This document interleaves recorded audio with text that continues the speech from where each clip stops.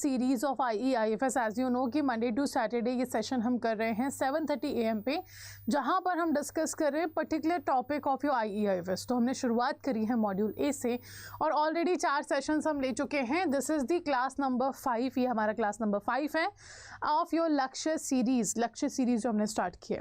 क्या कर रहे हैं इस सेशन में? जितने भी ऐसे लोग हैं जो पहली बार इस सेशन से जुड़े, आई विल लेट यू नो इस सेशन में जो इंपॉर्टेंट क्वेश्चंस हैं वो हम डिस्कस कर रहे हैं। Important questions in the sense is not कि ये लिस्ट है हमारे पास कि यही क्वेश्चंस पूछे जाएंगे। Important questions in such a sense कि कौन से टॉपिक्स जो हैं पूरे चैप्टर में इंपॉर्टेंट हैं, जहाँ से क्वेश्चंस बनते हैं, पूछे गए हैं और पूछे जा सकते हैं, वो हम कवर कर रहे हैं इस सीरीज़ में। और ये सीरीज़ आपको मंडे टू सैटरडे मिलती है ऑफिस 24/7 यूट्यूब चैनल पे morning 7:30 AM। Apart from that I am your mentor Amanjot Kaur for IEIFS subject. और अगर अभी तक आपने JEE की प्रिपरेशन नहीं करी है तो कर दीजिए स्टार्ट। और आज से इवनिंग में आपका एक नया बैच स्टार्ट होने जा रहा है, that's a Lakshya batch for your May 2024 preparation. तो अगर आप प्रिपरेशन कर रहे हो तो डू मेक श्योर कि आप एक बार उस बैच की ओरिएंटेशन क्लास ज़रूर देख लें। That is available in the evening office 24/7 पे भी आपको उसका इवेंट मिल जाएगा, first orientation class of retail banking and wealth management.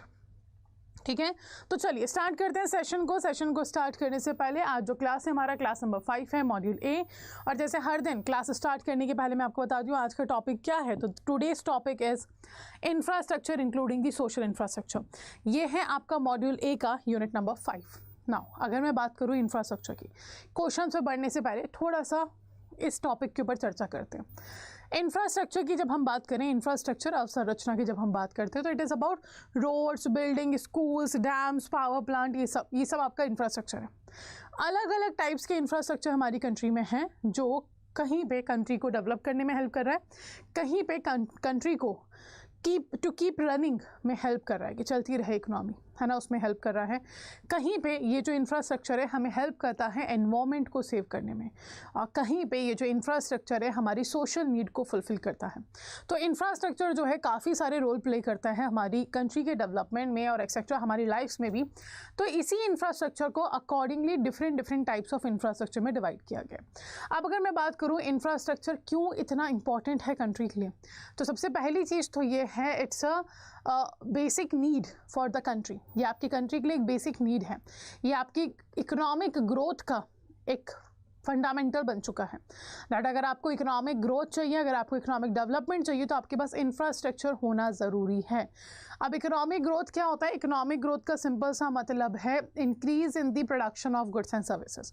जब आप अपनी कंट्री के गुड्स एंड सर्विसेज के प्रोडक्शन को बढ़ाते हो तो वो आपका GDP बढ़ाता है, और GDP का बढ़ना ही आपका इकोनॉमिक ग्रोथ कहलाता है। और जब हम बात कर रहे हैं कि आपको अपनी इकोनॉमिक ग्रोथ करनी है तो इंफ्रास्ट्रक्चर डेवलप करना होगा। क्यों कर रहे हैं? क्योंकि अगर मान लीजिए आप कंट्री की ग्रोथ करना चाहते हैं या आप कंट्री में डेवलपमेंट करना चाहते हैं, तो सबसे पहली चीज़ें बता देती हूँ। जब प्रोडक्शन बढ़ेगा तब GDP बढ़ेगा, GDP बढ़ेगा तो इकोनॉमिक ग्रोथ बढ़ेगा। ठीक है, अब अगर मान लीजिए आप प्रोडक्शन बढ़ा रहे हो तो उसके लिए क्या होना ज़रूरी है?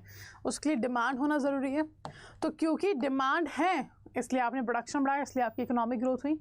पर सप्लाई भी तो देनी होगी, है ना। अगर आपका लोग डिमांड कर रहे हैं कंट्री में गुड्स एंड सर्विसेज को तो आपको सप्लाई भी देनी होगी।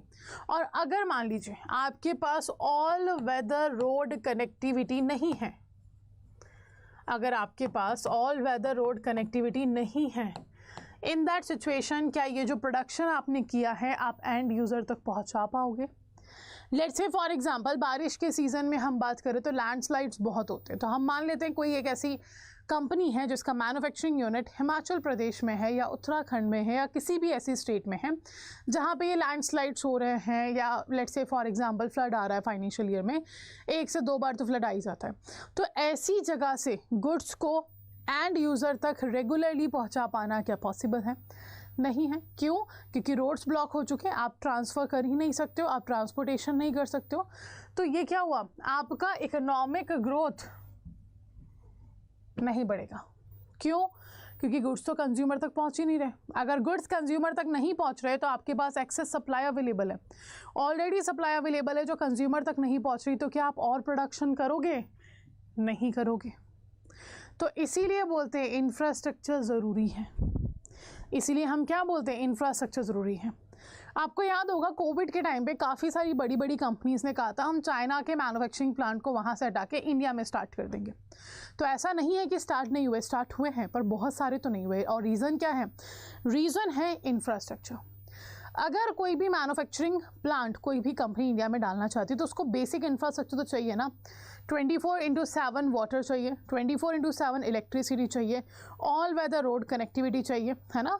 तो ऑब्वियसली एक बेसिक इंफ्रास्ट्रक्चर जो है वो तो चाहिए। अगर ये नहीं होगा तो कंपनीज कैसे मैन्युफैक्चर करेंगी?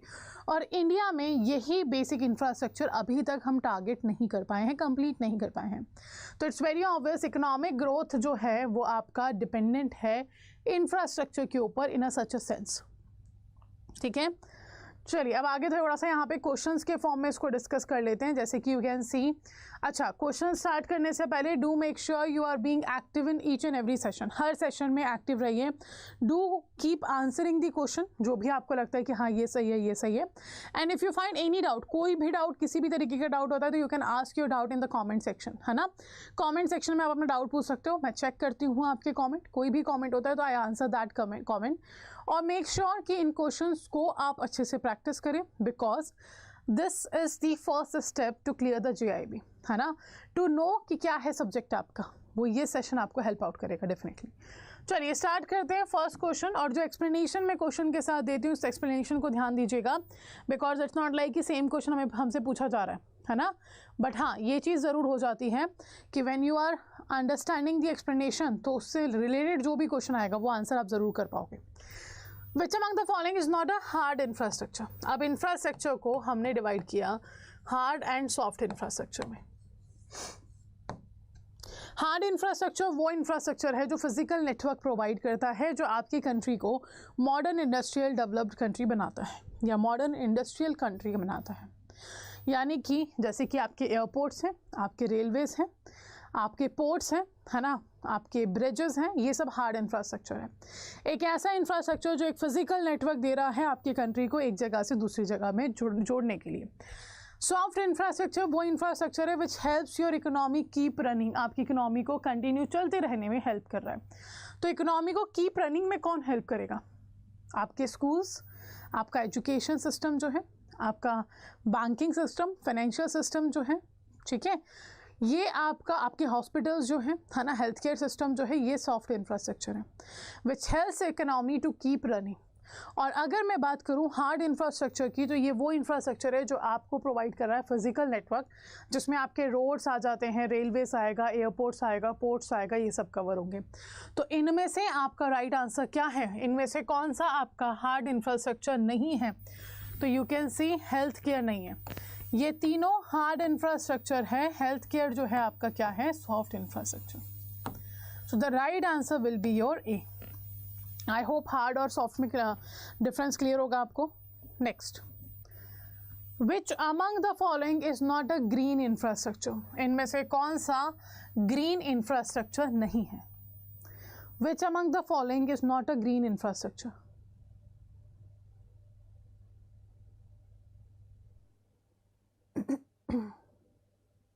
चलिए, तो नाम ही बता रहा है ग्रीन इंफ्रास्ट्रक्चर है समहाउ एनवायरमेंट, नेचुरल जो आपके थिंग्स हैं उनकी वैल्यू को बताता है क्या है, यानी कि एनवायरमेंट की वैल्यू आपको समझा रहा है जो इंफ्रास्ट्रक्चर, वो ग्रीन इंफ्रास्ट्रक्चर है। जहाँ पे आपके national park, biodiversities, wild life centuries, है ना, और लेट्स से नेशनल पार्क्स हो गए एक्सेट्रा, ये सारी चीज़ें जो आपकी हैं वो किसके अंदर आती हैं? ग्रीन इंफ्रास्ट्रक्चर के अंदर। तो इनमें से कौन सा ग्रीन इंफ्रास्ट्रक्चर नहीं है? देखो, बर्ड सेंचुरीज़ हैं, टाइगर रिजर्व्स हैं, वाइल्ड लाइफ सेंचुरीज़ हैं, नेशनल पार्क्स हैं, बायोडाइवर्सिटी पार्क्स हैं, बट नेशनल हाईवे नहीं है, क्योंकि नेशनल हाईवे आपको फिजिकल इंफ्रास्ट्रक्चर दे रहा है कंट्री को जोड़ने के लिए, तो this is a part of hard infrastructure. So the right answer will be here B.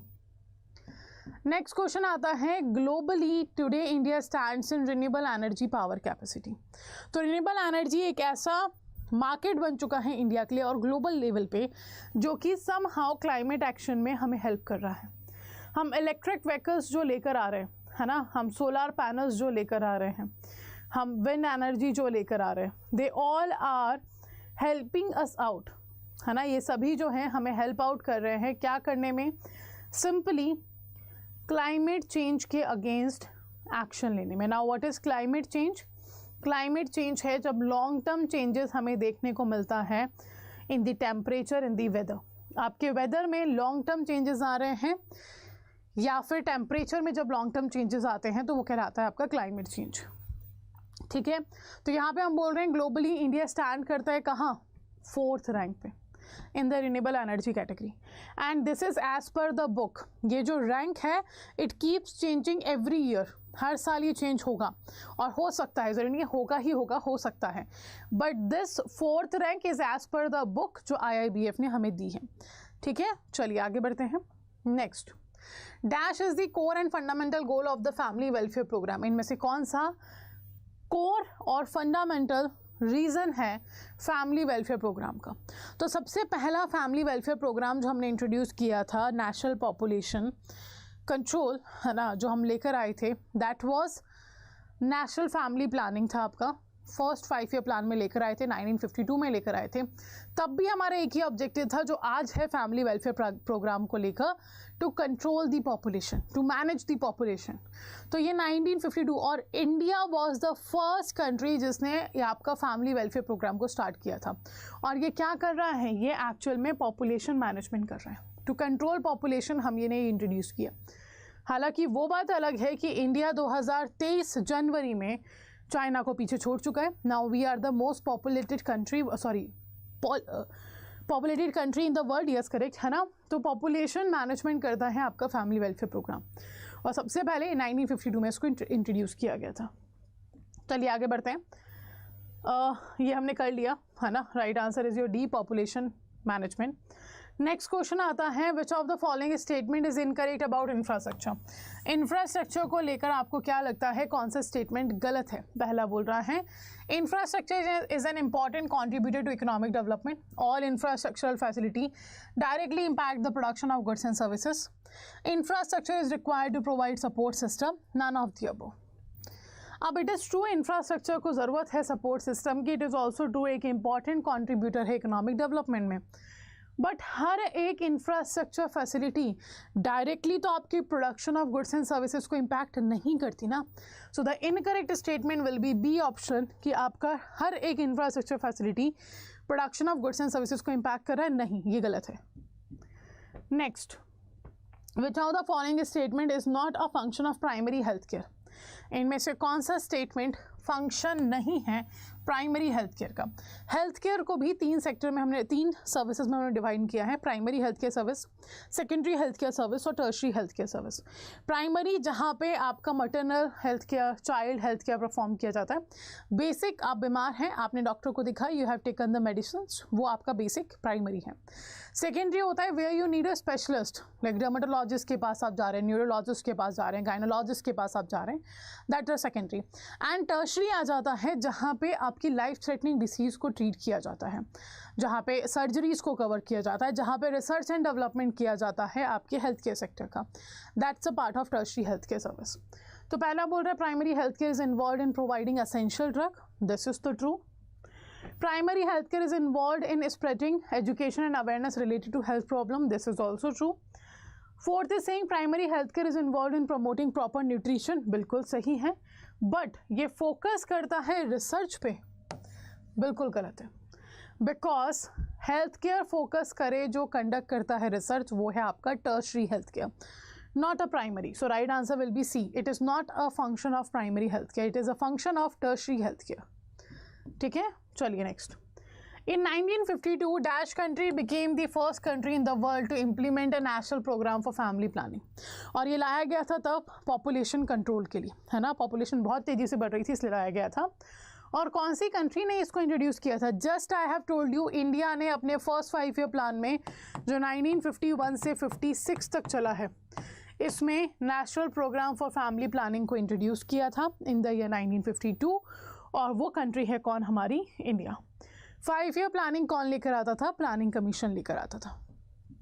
चलिए next, which of the following statement is true about the social infrastructure. Social infrastructure means the need of the country, है ना। तो आपका इनमें से कौन सा infrastructure social है? Electricity, roads and highways, internet और हाउसिंग।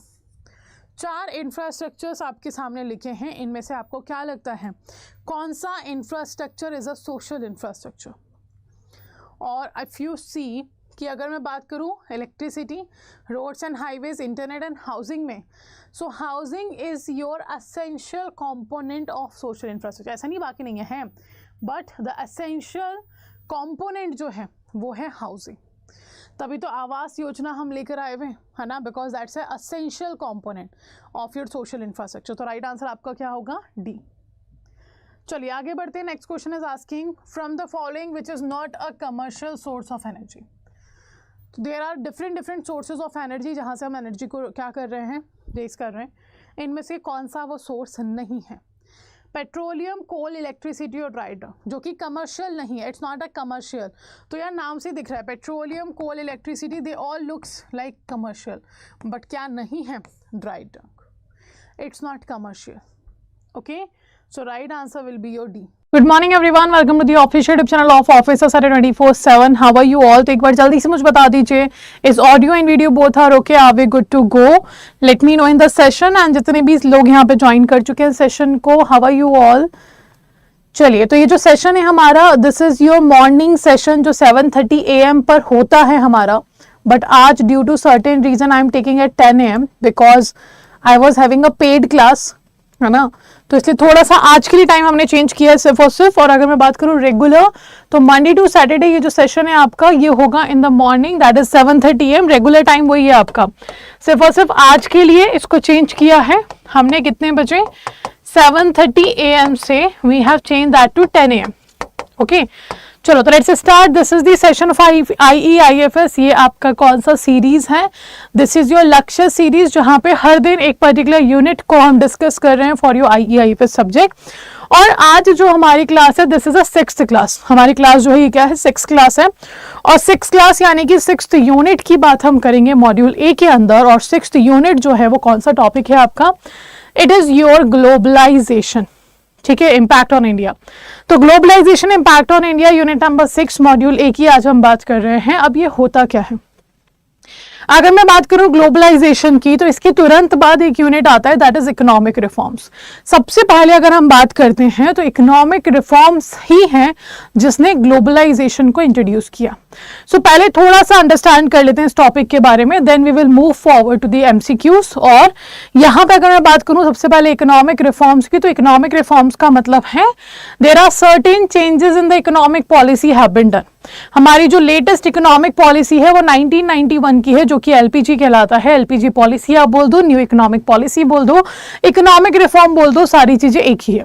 ये किया क्यों गया था? काफी सारे रीजन थे इकोनॉमिक रिफॉर्म लाने के। उनमें से कुछ रीजंस ये थे कि हमारी कंट्री में सरकार के ऊपर फिस्कल डेफिसिट बढ़ता जा रहा था। जो सरकार ने बोरोइंग्स करी थी उनका बर्डन सरकार पे बढ़ रहा था।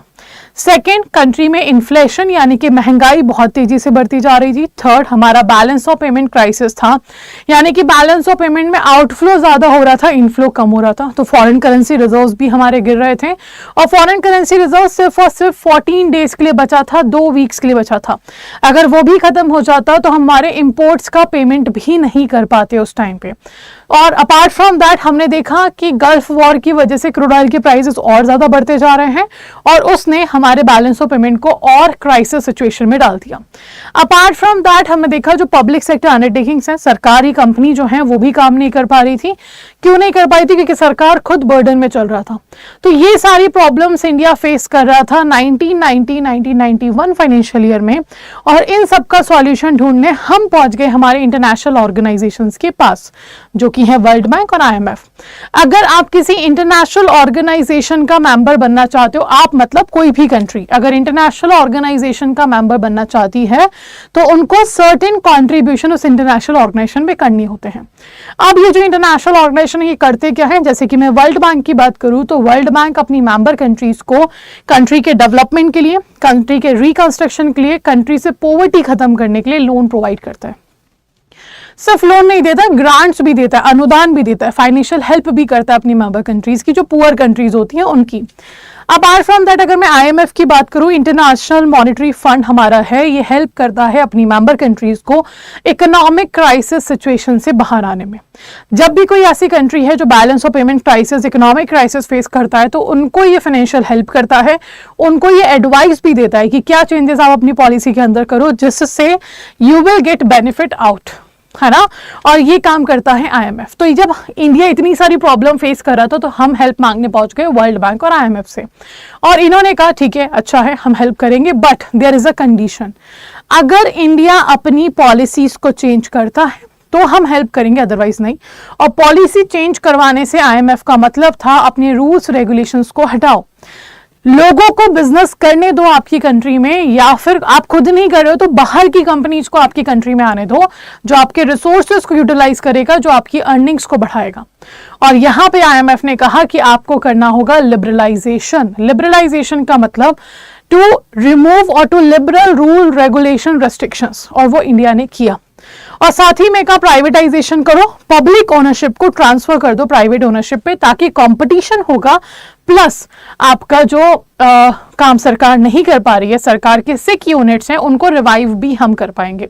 ये कंडीशन रखी थी वर्ल्ड बैंक और IMF ने, और इंडिया के पास कोई और ऑप्शन था नहीं, हमें ये कंडीशन फॉलो करनी पड़ी, और कंडीशन फॉलो करा तो हम लेकर आए इकोनॉमिक रिफॉर्म, जो कि था आपका LPG, liberalisation, privatisation, globalisation. Clear. अब अगर मैं बात करूं लिबरलाइजेशन प्राइवेटाइजेशन की, तो लिबरलाइजेशन में हमने रूल्स रेगुलेशंस रेस्ट्रिक्शंस को हटाया या कम किया, और प्राइवेटाइजेशन में पब्लिक ओनरशिप को प्राइवेट ओनरशिप में भेजा। इन दोनों से आता है ग्लोबलाइजेशन। इनसे फिर हमें ग्लोबलाइजेशन देखने को मिला। Globalisation means to link Indian economy with the world economies. आपने इंडियन इकोनॉमी को वर्ल्ड इकोनॉमीज के साथ जोड़ दिया, और कैसे जोड़ा, आपने अलाउ कर दिया, अब आपकी इकोनॉमी ओपन है, there is no restrictions on the export and import of goods and services, और इस तरीके से इंडियन इकोनॉमी बन गया ओपन। अब ग्लोबलाइजेशन के जितने फायदे हैं उसके कंपैरिजन में कुछ नुकसान तो हैं ही। फायदे बहुत सारे हैं, आपके पास फॉरेन कैपिटल इनफ्लो आता है, आपके पास एम्प्लॉयमेंट आता है, आपके पास टेक्निकल एडवांसमेंट आता है, आपके पास नॉलेज आता है, लाइक स्किल्स आप एनहांस कर सकते हो, आप आपस में कल्चर्स को एक्सचेंज करते हो, आपस में गुड्स एंड सर्विसेज को एक्सचेंज करते हो, आपस में नॉलेज को एक्सचेंज करते हो। A lot of things are there जो ग्लोबलाइजेशन से हो रहे हैं। पर डिसएडवांटेज क्या है? डिसएडवांटेज ये है कि हमारी कंट्री जो है, because of the MNCs, because of the globalisation, जो हमारे प्रोड्यूसर्स हैं कहीं ना कहीं वो पीछे रह जा रहे हैं। ठीक है, क्यों? क्योंकि MNCs के आने से, ग्लोबलाइजेशन की वजह से फॉरेन कंपनीज जो इंडिया में आ रही हैं, ये कहीं ना कहीं बिजनेस ऑफ इंडियन प्रोड्यूसर्स को इंपैक्ट कर रही हैं। तो फिर क्या करें? अब ग्लोबलाइजेशन का नुकसान है, बंद तो नहीं कर सकते क्योंकि फायदे इससे भी ज्यादा हैं।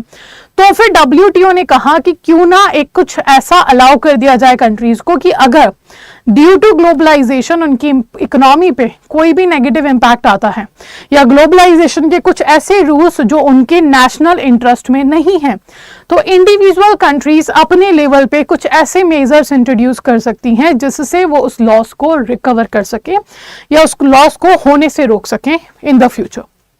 और वो इंडिया ने किया, है ना। इंडिया को ग्लोबलाइजेशन से नुकसान हुआ, और वो नुकसान को कंट्रोल करने के लिए जहां पर जरूरत थी वहां पर इंडिया ने प्रोटेक्शनिज्म मेजर्स को इंट्रोड्यूस किया। ये प्रोटेक्शनिज्म मेजर्स जो हैं आपके डी ग्लोबलाइजेशन में आपको हेल्प करते हैं। अब ग्लोबलाइजेशन में हमने क्या किया था? इंटरेक्शन बढ़ा दिया था, इंटरकनेक्टेडनेस बढ़ा दिया था, cross border transaction of goods and services, of culture, of knowledge, of everything. हमने ग्लोबलाइजेशन में इसको बढ़ाया था। अब उसी को हम धीरे धीरे कम कर रहे हैं। जो इंटरेक्शन बढ़ा था उसको धीरे धीरे खत्म करने की कोशिश कर रहे हैं वहां पर जहां पर जरूरत है। तो ये कहलाता है डी ग्लोबलाइजेशन। और कैसे कर रहे हैं? प्रोटेक्शनिज्म मेजर्स को यूज करके। तो ये हो गया basic understanding of your topic कि इकोनॉमिक रिफॉर्म्स हैं क्या, क्यों लेकर आए। सेकंड, ग्लोबलाइजेशन है क्या, इसके एडवांटेजेस हैं तो इसके डिसएडवांटेजेस भी हैं। और उस डिसएडवांटेजेस से बचने के लिए WTO ने मेंबर नेशंस को कहा है कि आप अपने लेवल पे प्रोटेक्शनिज्म मेजर्स को अप्लाई कर सकते हो, और वो इंडिया कर रहा है। ठीक है, तो this was the basic intro of the chapter. I hope clear है आपको। चलिए स्टार्ट करते हैं विद द MCQ। आंसर करना है, B active in the session, है ना, कीप आंसरिंग द क्वेश्चन, और कोई डाउट हो तो आप लोग पूछ लीजिए लाइव। ठीक है, चलिए। So first question you have here जो कि पूछ रहा है, which among the following statement is not true for globalisation. कौन सा स्टेटमेंट ग्लोबलाइजेशन के लिए ट्रू नहीं है? आज के सेशन में we are only going to cover your globalisation, ठीक है। कल वाला सेशन मतलब नेक्स्ट सेशन जो होगा मंडे को हमारा, वहां पे हम कवर करेंगे आपका that will be your economic reforms, है ना। तो चैप्टर आपके थोड़े से उल्टे हैं यहाँ पे, मतलब पहले इकोनॉमिक रिफॉर्म्स आना चाहिए था, फिर ग्लोबलाइजेशन आना चाहिए था, बट नो इशू।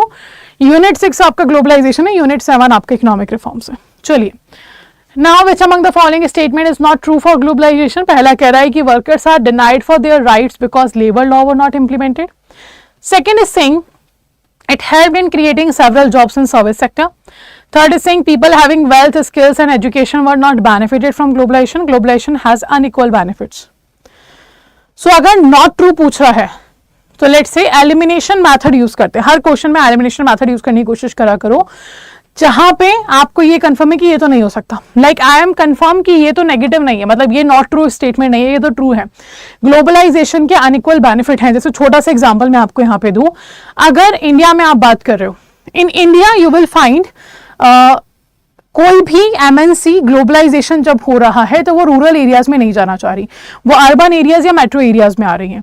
तो अर्बन एरियाज या मेट्रो सिटीज में जब ये कंपनीज आ रही हैं, ग्लोबलाइजेशन से फंड आ रहा है, तो इकोनॉमिक गैप बढ़ता जा रहा है। What is economic gap? Difference between the economies, कि rich is becoming richer, poor is becoming poor. ये अमीर और गरीब का जो गैप है ना, वो इकोनॉमिक रिफॉर्म हो जाएगा, इकोनॉमिक गैप हो जाएगा, सॉरी, है ना। तो वो आपका अनइक्वल बेनिफिट कंट्री में है बिकॉज ऑफ द ग्लोबलाइजेशन। अगर हम बात करें workers were denied for their right because labour laws were not implemented, this is also a true statement, है ना। ये हेल्प कर रहा है क्रिएट करने में जॉब्स को in service sector, this is true. और सबसे ज्यादा फायदा अगर ग्लोबलाइजेशन से किसी को हुआ है वो सर्विस सेक्टर को हुआ है, और सबसे कम जिसको हुआ है वो है आपका agriculture. Now the third is not true. आप ये कैसे बोल सकते हो कि जिनके पास वेल्थ, स्किल या एजुकेशन है उनको बेनिफिट नहीं मिला? बिल्कुल मिला है। So right answer is C, this is a not true statement about globalization, ठीक है। चलिए, तो राइट आंसर सी हो गया। सेकेंड क्वेश्चन की तरफ बढ़ते हैं। Which among the following is not a benefit of globalization? इसमें से कौन सा आपका ग्लोबलाइजेशन का फायदा नहीं है? First, technology transfer, second job creation, third political stability, fourth economic development. अब ग्लोबलाइजेशन हो रहा है तो टेक्निकल एडवांसमेंट तो मिलेगा, आपकी कंट्री में टेक्निकल एडवांसमेंट तो हो रहा है, जॉब्स क्रिएट हो रही है, फंड्स आ रहे हैं, तो इकोनॉमिक डेवलपमेंट भी होगा, है ना, वेलफेयर ऑफ ह्यूमन बींग्स भी होगा। पर क्या नहीं होगा? Political stability. आप अपनी सरकारों की स्टेबिलिटी नहीं ला सकते ग्लोबलाइजेशन के through. Political stability is not a function और अ फीचर ऑफ ग्लोबलाइजेशन। तो कोई इंपैक्ट पॉलिटिकल स्टेबिलिटी पे नहीं आएगा बिकॉज ऑफ योर ग्लोबलाइजेशन। तो राइट आंसर क्या हो गया आपका? C option.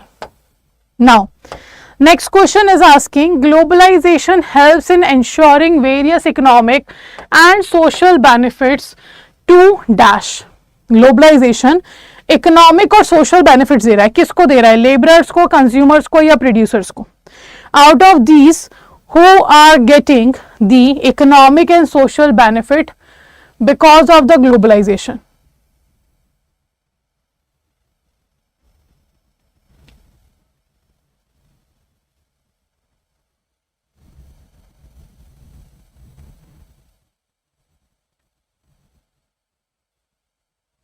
बताइए।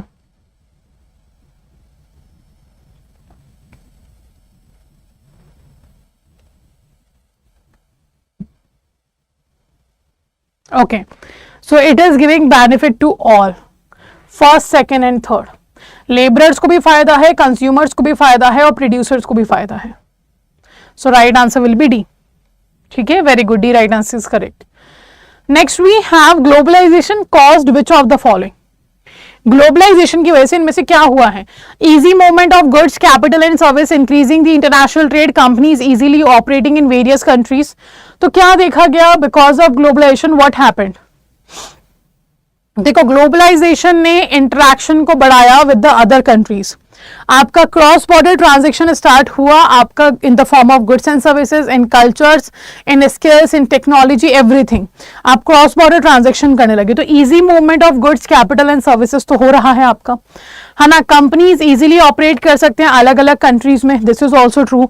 इंक्रीज कर रहे हो international trade, this is also true. It means what? All are the correct options. तो globalization cost all of these, है ना, तो आपका राइट आंसर क्या होगा? डी।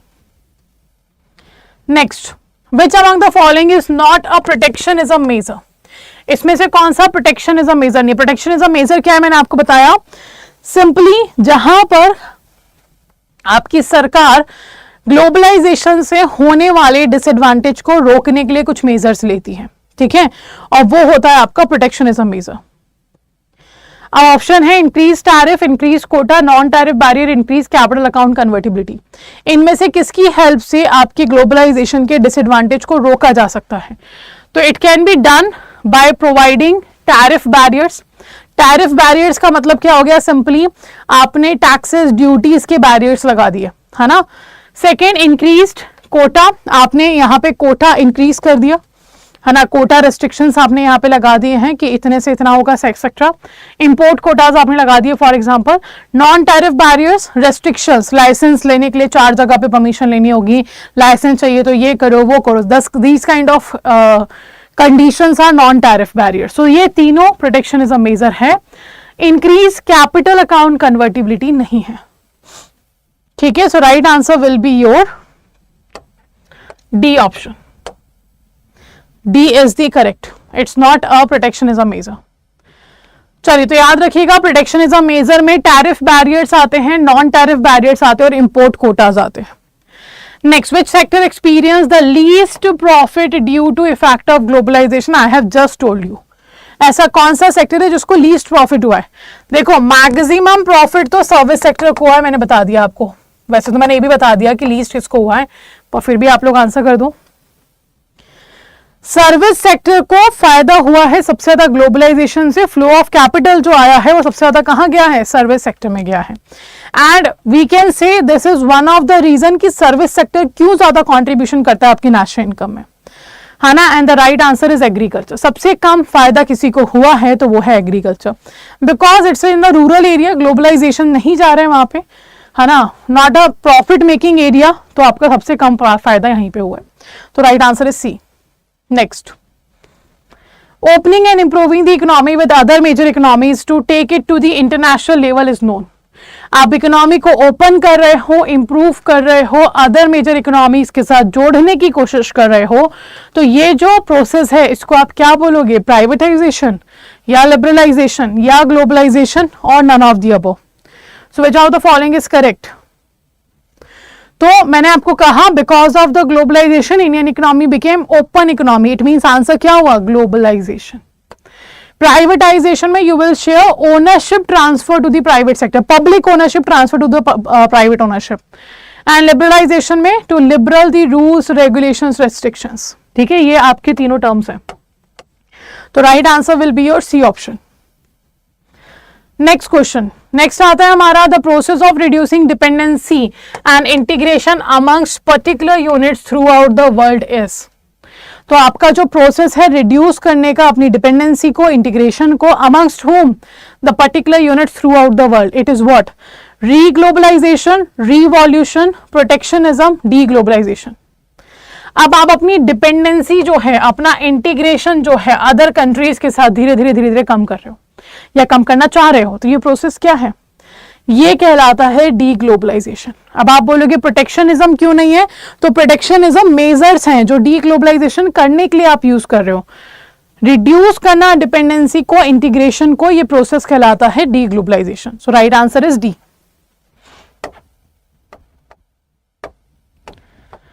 चलिए, next question we have, what are the benefits of globalisation? Globalisation के benefits क्या है? These are the option: use of innovative and technology, low production cost, get access to various new cultures. Out of these option, which of the following is the benefit of globalization? तो देखो याद रखिएगा, globalisation के benefits हैं पर disadvantages भी हैं, loss भी हैं, ठीक है। इट्स नॉट लाइक कि ग्लोबलाइजेशन जब हमने किया तो सिर्फ फायदा ही फायदा हुआ है, नुकसान भी हुआ है। So which of the following is correct? And the right answer will be D. आपका इनोवेशन और टेक्नोलॉजी को यूज कर रहे हो, लो प्रोडक्शन कॉस्ट है आपके पास और एक न्यू कल्चर का एक्सेस आपको मिल गया। So all these are the benefits of your globalisation. तो राइट आंसर क्या हो जाएगा? D.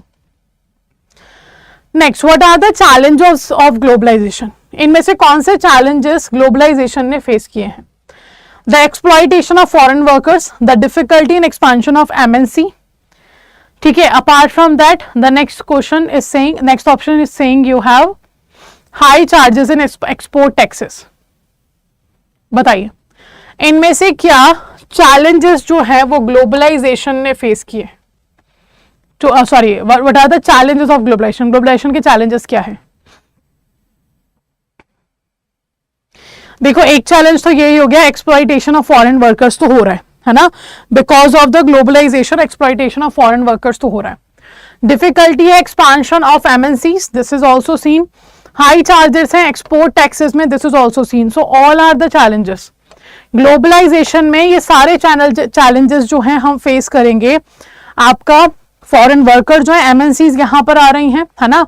So obviously foreign workers exploit हो सकते हैं, चांसेस है, मतलब चैलेंजेस आप फेस कर सकते हो. एक्सपांशन ऑफ एमएनसी में डिफिकल्टी हो सकता है when you are going to the new market, foreign market में आप एंटर कर रहे हो. High charges in the export taxes can be there. Good morning everyone, welcome to the official YouTube channel of Offices Saturday 24/7. So first of all, let me know कैसे हो आप सभी लोग, how are you all, and also let me know is audio video both are okay, are we good to go? So let's start the session. ये जो session है हमारा, this is your Lakshya series, और लक्ष्य सीरीज में हम discuss कर रहे हैं every day the one particular chapter of your module A. जैसे ही हमारा मॉड्यूल ए कंप्लीट होगा, we will move forward to the module B, then C and D. अगर मैं बात करूं लक्ष्य सीरीज की, तो इसी से रिलेटेड एक इंपॉर्टेंट इन्फॉर्मेशन मुझे आपको देनी है, that we have also started a Lakshya batch, जो कि आपका स्टार्ट हो चुका है 8 दिसंबर से, जहां पे ऑलरेडी आरबीडब्ल्यूएम का ओरिएंटेशन क्लास हो चुकी है, और आज जो है आरबीडब्ल्यूएम का फर्स्ट डेमो क्लास आपको देखने को मिलेगा ऑन द ऑफिस 24/7 चैनल पे. That will B free of cost available. And कल से यानी कि आपका ट्यूसडे से आपके जो क्लासेस हैं वो सिर्फ और सिर्फ पेड कैंडिडेट्स के लिए अवेलेबल होंगी. If you are thinking about enrolling, कि सब कुछ कराया मिल जाए, R&D ना करनी पड़े, वेस्ट ना करना पड़े अपना टाइम, और वो सब मिल जाए जो पेपर क्वालिफाई करवा सकता है, तो एक बार डेमो सेशन जरूर देख लीजिएगा शाम को 6 बजे ओनली ऑन ऑफिस 24/7 चैनल पे.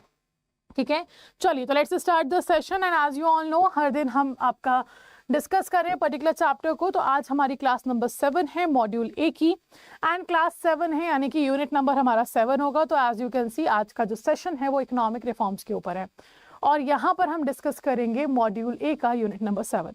अब इकोनॉमिक रिफॉर्म्स के बारे में बहुत कुछ तो मैं आपको ऑलरेडी बता चुकी हूँ ग्लोबलाइजेशन के सेशन में, क्योंकि हमने पढ़ा था कि ग्लोबलाइजेशन जो है वो due to the liberalisation, privatisation, globalisation evolve हुआ हमारी कंट्री में. हमने एक्सपोर्ट इंपोर्ट करने को अलाउ कर दिया, हमने इकोनॉमी को ओपन बना दिया, हमने इंडियन इकोनॉमी को वर्ल्ड इकोनॉमीज के साथ जोड़ दिया, लिंक कर दिया. हम वर्ल्ड इकोनॉमीज के ऊपर डिपेंडेंट हो गए, हम वर्ल्ड इकोनॉमीज के साथ इंट्रैक्शन करने लगे, हमने क्रॉस बॉर्डर ट्रांजेक्शन करना स्टार्ट कर दिया, गुड्स एंड सर्विसेज का, कल्चर्स का, स्किल्स का, नॉलेज का, रिसोर्सेज का, everything. And that's where globalisation have been scene.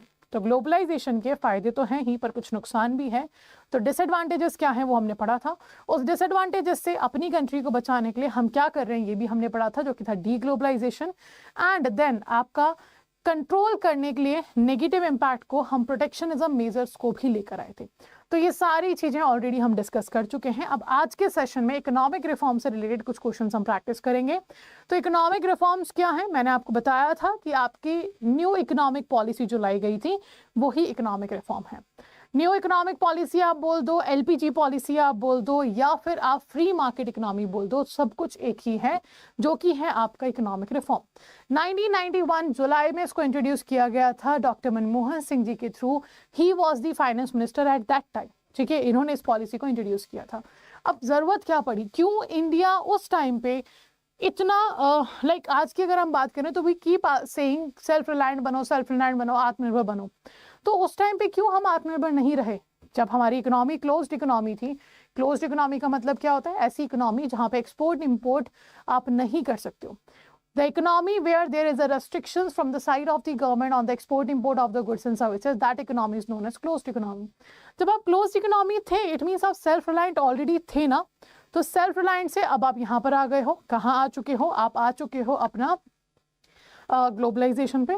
और फिर कुछ सालों बाद जाके हम बोल रहे हैं कि नहीं यार सेल्फ रिलायंट होना जरूरी है. सो सी, दिस इज दी सिचुएशन जो चेंज होता है. अगर आपने बिजनेस साइकिल पढ़ा है, नहीं पढ़ा है तो कोई बात नहीं, मॉड्यूल बी में हम पढ़ेंगे। तो बिजनेस साइकिल क्या है? हर समय बिजनेस एक जैसा नहीं होता। कभी आपका एक्सपांशन है, कभी आपका पीक है, कभी आपका रिसेशन है, कभी आपका डिप्रेशन है, ये आपके बिजनेस साइकिल में चलता रहता है। वैसे ही जो इकोनॉमिक डिसीजंस होते हैं वो भी अकॉर्डिंगली आपको लेने होते हैं। क्यों इकोनॉमिक प्लानिंग हम करते हैं? इसीलिए करते हैं ताकि जो भी सिचुएशन हमारे सामने आ रही है उस सिचुएशन से डील करने के लिए कुछ मेजर डिसीजंस हम ले लें। और इसीलिए उस समय इंडिया को जरूरत थी ओपन होने की, तो हमने ग्लोबलाइजेशन को, एलपीजी पॉलिसी को इंट्रोड्यूस किया on the condition of world bank and IMF. अच्छा, ये भी ऐसा नहीं था कि हमारा इकोनॉमिक डिसीजन था, ये डिसीजन हमें लेना पड़ा बिकॉज वर्ल्ड बैंक और आईएमएफ ने कहा कि आप जितने भी प्रॉब्लम से फेस कर रहे हो हम आपको उससे बाहर निकालेंगे, बट आपको इकोनॉमिक रिफॉर्म करना होगा, आपको अपनी पॉलिसीज को चेंज करना होगा, आपको कुछ रिफॉर्म्स इंट्रोड्यूस करने होंगे, ये कहा वर्ल्ड बैंक और आईएमएफ ने। और इसीलिए इंडिया उस टाइम पर एलपीजी ले आया। अब क्यों वर्ल्ड बैंक आईएमएफ के पास हम गए थे, उसका रीजन मैंने बताया था लास्ट क्लास में, आपको अभी बता देती हूँ। फिस्कल डेफिसिट बढ़ रहा था। क्या होता है डिटेल में नहीं बताऊंगी क्योंकि मैं ग्लोबलाइजेशन में बता चुके हैं, आप लोगों को पढ़ लीजिएगा। तो आपका फिस्कल डेफिसिट बढ़ रहा था, इन्फ्लेशन बढ़ता जा रहा था, बैलेंस ऑफ पेमेंट क्राइसिस था आपकी कंट्री में। अपार्ट फ्रॉम दैट आपका फॉरेन करेंसी रिजर्व गिर रहा था क्योंकि गल्फ वॉर हो चुका था, पब्लिक सेक्टर अंडरटेकिंग की वर्स्ट फाइनेंशियल कंडीशंस थी, और आपकी कंट्री के पास after 14 days import bill payment करने के पैसे नहीं बचने वाले थे। तो ये सब देखकर हम हेल्प मांगने गए थे हमारे इंटरनेशनल ऑर्गेनाइजेशन से, उन्होंने कहा कि ये करो, और फिर हम लेकर आए आपका एलपीजी पॉलिसी। ठीक है, सो बट यस, एडवांटेजेस काफ़ी सारे हैं, डिसएडवांटेजेस भी हैं। लिबरलाइजेशन के भी डिसएडवांटेज हैं, प्राइवेटाइजेशन के भी हैं, ग्लोबलाइजेशन के तो हम लास्ट क्लास में कवर कर ही चुके हैं। सो this is the basic introduction of the economic reforms. और लास्ट अपडेट जो हमारी इकोनॉमिक पॉलिसी हुई थी वो यही हुई थी 1991 में, उसके बाद नहीं हुई है। ठीक है, चलिए तो आगे बढ़ते हैं, क्वेश्चन डिस्कस करते हैं। B active in the session, answer करते रहिएगा, जो भी डाउट हो you can ask in the comment section. अगर आप रिकॉर्डिंग देख रहे हो तो भी कमेंट सेक्शन में मुझे जरूर बताया करो कि कितना स्कोर आपका है। ठीक है, एंड कोई डाउट है तो कमेंट सेक्शन में पूछ सकते हैं। चलिए, तो पहला क्वेश्चन आपके सामने ये है कि what were the reason for introducing the economic reforms in 1991? क्यों लेकर आए, क्या रीजन था?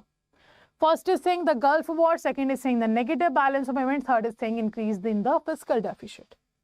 आंसर क्या होगा? जस्ट बताया मैंने इसका आंसर आप लोगों को। आई have just told you the answer of this question. क्यों हम 1991 का इकोनॉमिक रिफॉर्म लेके आए थे? बिकॉज गल्फ वॉर था जिसकी वजह से क्रूड ऑयल प्राइसेस बढ़ रहे थे। अच्छा, इंडिया डिपेंडेंट था उस टाइम पे क्रूड ऑयल के लिए, इंपोर्ट्स पे, आज भी डिपेंडेंट है। हमारा क्रूड ऑयल की नीड जो है वो सिर्फ इंपोर्ट से पूरी होती है।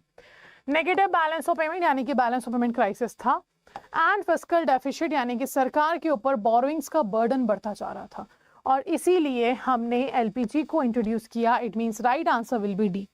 आपका राइट आंसर क्या हो जाएगा? D option. 1, 2 and 3 all are the reason. चलिए आगे बढ़ते हैं सेकंड क्वेश्चन की तरफ। The process of transferring the ownership, management, control of public sector partially entirely to the private sector is known as which of the following? Globalization, liberalization, privatization, none of the above. बताइए, वो process जहां पे आप transfer कर रहे हो ownership को, transfer कर रहे हो मैनेजमेंट को, ट्रांसफर कर रहे हो कंट्रोल को पब्लिक सेक्टर सरकार से, पार्शली या फिर इंटायरली, या तो थोड़ा या फिर पूरा, किसके पास? प्राइवेट सेक्टर के पास। इस प्रोसेस को आप क्या बोलोगे? तो it's a very simple question यार, प्राइवेटाइजेशन। सिंपल, ये क्या हो गया आपका? प्राइवेटाइजेशन। तो जब भी आप क्या कर रहे हैं, व्हेनेवर आपका सरकार जो है वो अपने यहाँ पर ओनरशिप को, मैनेजमेंट को, कंट्रोल को प्राइवेट सेक्टर को दे रहा है, ट्रांसफर कर रहा है, तो दैट्स अ प्राइवेटाइजेशन। और इसी प्राइवेटाइजेशन की वजह से आज इंडिया मिक्स्ड इकोनॉमी है। ठीक है, तो right answer is C. Next, which is not one of the primary pillar of the 1991 economic reform। इनमें से कौन सा प्राइमरी पिलर नहीं है 1991 के इकोनॉमिक रिफॉर्म में? Automation, liberalisation, globalisation, privatisation.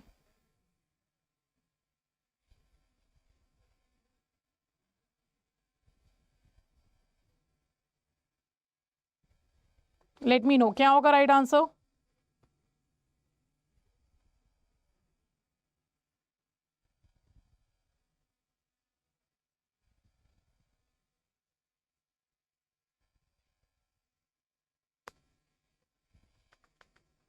चलिए, तो right answer very good, LPG है, लिबरलाइजेशन, प्राइवेटाइजेशन, ग्लोबलाइजेशन तो है, ऑटोमेशन नहीं है। तो राइट आंसर आपका हो जाएगा A, right answer will be A. ठीक है, नेक्स्ट क्वेश्चन आता है हमारा, which of the following concept was not a part of the economic reform under new economic policy 1991। इनमें से कौन सा पार्ट नहीं है इकोनॉमिक रिफॉर्म का under the new economic policy 1991? Centralisation, liberalisation, globalisation, privatisation. क्या होगा आपका right answer? A, B, C और डी। तो इट्स वेरी ऑब्वियस, आपका एलपीजी है, सेंट्रलाइजेशन नहीं है। सेंट्रलाइजेशन एक पावर होता है जहां पे सेंट्रल अथॉरिटी जो है वो सारी डिसीजंस ले लेती है और just you have to follow this decision, वो होता है centralization. So right answer is your A, ये आपका पार्ट नहीं है इकोनॉमिक रिफॉर्म का। Now, which of the following has occurred in India after its liberalization of economic policy 1991? 1991 की जो इकोनॉमिक पॉलिसी आई थी उसके बाद इंडिया में क्या हुआ? इनमें से क्या हुआ? पहला बोल रहा है कि एग्रीकल्चर का शेयर इंक्रीज हुआ, दूसरा बोल रहा है कि इंडिया का एक्सपोर्ट जो था वो इंक्रीज हुआ वर्ल्ड में, थर्ड बोल रहा है एफडीआई इनफ्लो इंक्रीज हुआ है, फोर्थ बोल रहा है इंडिया का फॉरेन एक्सचेंज रिजर्व इंक्रीज हुआ है। अब इन चार स्टेटमेंट में से आपको क्या लगता है, क्या इम्पैक्ट हुआ है लिबरलाइजेशन का on the economy of our country?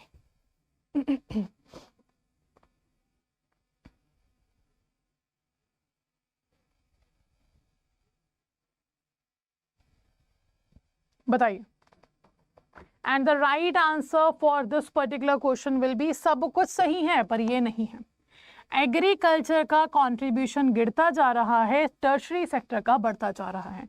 तो राइट आंसर होगा second, third and fourth but not the first. याद रखिएगा, एग्रीकल्चर का कंट्रीब्यूशन आपकी इकोनॉमी में, आपके नेशनल इनकम में गिर रहा है पर टर्शरी सेक्टर का बढ़ रहा है। तो right answer is B, second, third and fourth. ठीक है, now next, Narasimham committee on financial sector reforms is related to which sector? Narasimham committee बहुत इंपॉर्टेंट है, लिख लीजिए, क्वेश्चन परफेक्ट है, आएगा ही आएगा। अगर मैं नरसिम्हन कमेटी की बात करूं तो ये आज जो आपका चैप्टर है मॉड्यूल ए का, इसमें तो सिर्फ हम पढ़ते हैं कि कौन से सेक्टर से ये रिलेटेड है। मॉड्यूल सी में नरसिम्हन कमेटी 1, नरसिम्हन कमेटी 2 दोनों के रिकमेंडेशंस दिए गए हैं, वहां से डेफिनेटली क्वेश्चन आता है। और उन रिकमेंडेशन को फॉलो करके सरकार ने क्या मेजर्स लिए, सरकार ने क्या अपडेशंस किए, वहां से भी क्वेश्चन आता है। तो module C unit number A, और sorry unit number 20 Indian financial system overview में ये आपको पढ़ना है। ठीक है, चलिए, एंड द रीजन इज, जो किस सेक्टर से रिलेटेड है, दैट्स अ बैंकिंग सेक्टर। इस नरसिम्हन कमेटी ने बहुत कुछ कहा, सीआरआर को कम करो, एसएलआर को कम करो, बैंक्स का सुपरविजन बढ़ाओ, प्राइवेट सेक्टर बैंक्स को लेकर आओ, कंपटीशन लेकर आओ, all were the recommendation of Narasimhan committee. तो बहुत कम मैंने बताए हैं, इससे भी डबल और ट्रिपल रिकमेंडेशंस थे और वो फॉलो किए गए। ठीक है, तो right answer is B. Next, what was the primary outcome of liberalization and privatization initiative under the new economic policy 1991 followed by Indian government? अब आपको आंसर करना है यहाँ पे कि प्राइमरी आउटकम आपका क्या था लिबरलाइजेशन एंड प्राइवेटाइजेशन का इनिशिएटिव का ऑन योर इंडियन इकोनॉमी। बताइए। फिस्कल पॉलिसी रिफॉर्म, ग्लोबलाइजेशन, है ना, it was fiscal policy reform, it was globalisation, it was monetary policy reform और नन ऑफ द अबव। अब देखो, लिबरलाइजेशन करने से, प्राइवेटाइजेशन करने से जो इवोल्यूशन हुआ है, जो इनिशिएटिव आया है इकोनॉमी में, वो है ग्लोबलाइजेशन। एमएनसीज ने इंडिया में आना स्टार्ट कर दिया, एक्सपोर्ट इंपोर्ट करना हमने स्टार्ट कर दिया, फॉरेन कैपिटल्स इंडिया में आने लगे, क्योंकि लिबरलाइजेशन में हमने रूल्स, रेगुलेशन, रेस्ट्रिक्शन को कम किया और प्राइवेटाइजेशन के अंदर हमने प्राइवेट कंपनीज को अलाउ किया काम करने के लिए। So that's why the right answer will be your globalisation. ठीक है, चलिए आगे बढ़ते हैं। नेक्स्ट क्वेश्चन वी हैव, जो पूछ रहा है, which of the following argument are made in favour of privatisation of a country's economy? यहाँ पे पूछा जा रहा है इसमें से कौन सा argument have been made in favour of privatisation of country's economy? It helps to revive sick public sector units. It create a competitive environment for business. It helps to protect the sovereign of consumer. So हमसे simple पूछा जा रहा है कि आपका privatisation हुआ क्यों? जैसे आज अगर हम बात करें, अगर मिस्टर मोदी अनाउंसमेंट करते हैं कि हम बैंक का प्राइवेटाइजेशन करें, सब भड़क जाते, सबको गुस्सा आ जाता है, सब प्राइवेट कर दो, सब बेच दो, सरकार के पास कुछ नहीं रहेगा। लॉट ऑफ थिंग्स वी से, है ना, पॉजिटिव भी होते हैं, नेगेटिव भी होते हैं, पर ज़्यादातर लोग नेगेटिव ही बोलते हैं प्राइवेटाइजेशन पे। तो उस टाइम पे क्यों किया गया privatisation, what was the reason out of these, ये आपको बताना है।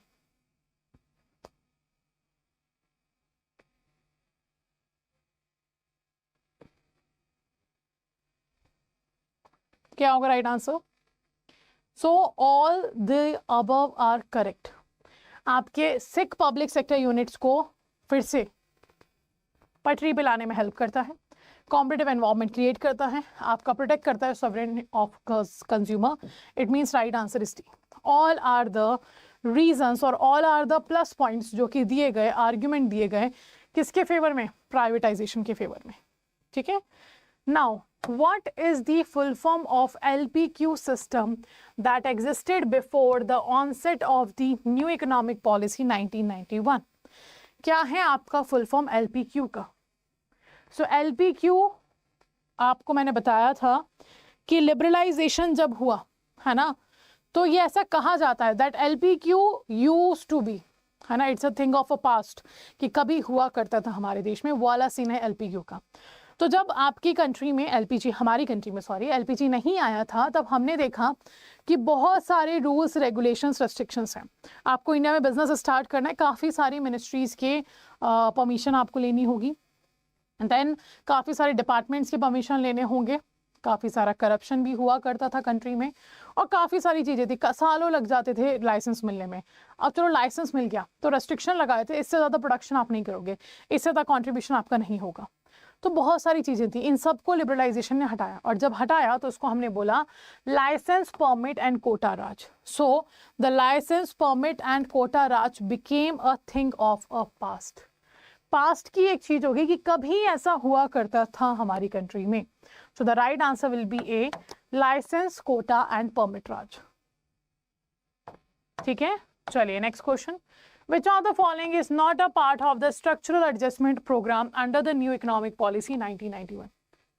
अब आप देखिए, हमारी लास्ट इकोनॉमिक पॉलिसी 91 में आई थी, तो क्या हमें लगता नहीं है कि आज के टाइम पे जो इकोनॉमिक सिचुएशन है तो पॉलिसी में अपडेट्स होने चाहिए?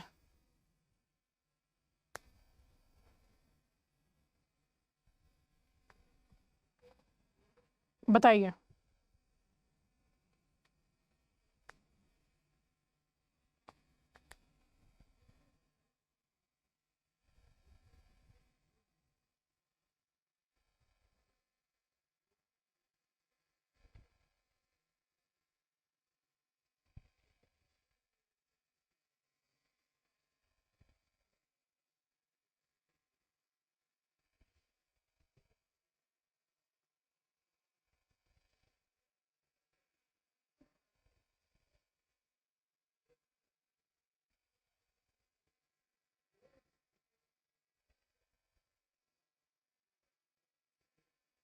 Okay, so the right answer here will be your simple balance of payment adjustment. ये आपका structural adjustment नहीं है NEP पॉलिसी के अंदर, that is new economic policy.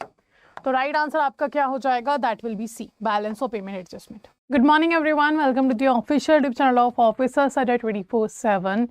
So before starting the session, those candidate who have joined us here, जितने भी लोगों ने यहाँ पे हमें ज्वाइन कर लिया है, एक बार जल्दी से बता दीजिए, इस audio and video both are okay, are we good to गो?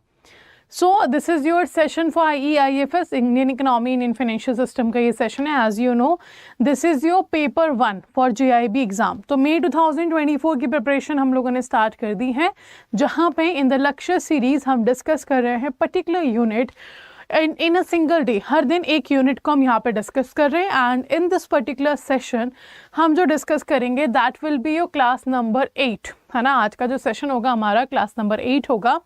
इस पर्टिकुलर क्लास में we are going to discuss a lot of things regarding your chapter number 8 of module A.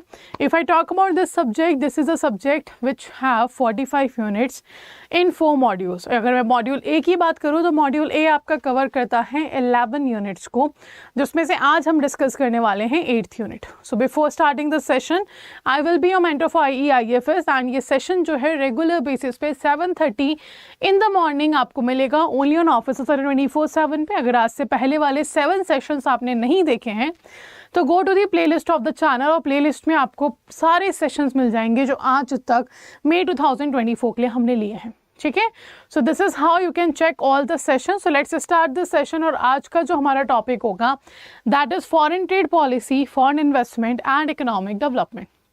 तो पहले तो हर सेशन की तरह हम इस टॉपिक के बारे में बात करेंगे and then we will move to the MCQ.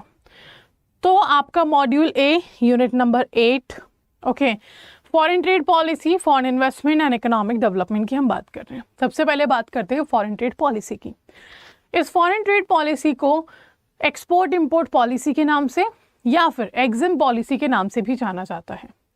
ये जो पॉलिसी है ये ऑब्वियसली आपके फॉरेन ट्रेड की बात करती है. तो फॉरेन ट्रेड क्या होता है? Exchange of goods and services among the countries, या फिर आप बोल सकते हैं cross border transaction of goods and services is foreign trade, या फिर आप बोल सकते हैं selling and purchasing of goods from one country to another is foreign trade, या फिर आप बोल सकते हैं export and import of goods and services from one country to another is foreign trade. और इसी एक्सपोर्ट इंपोर्ट के लिए, सेलिंग परचेजिंग के लिए, क्रॉस बॉर्डर ट्रांजैक्शन के लिए हमने बनाया है foreign trade policy.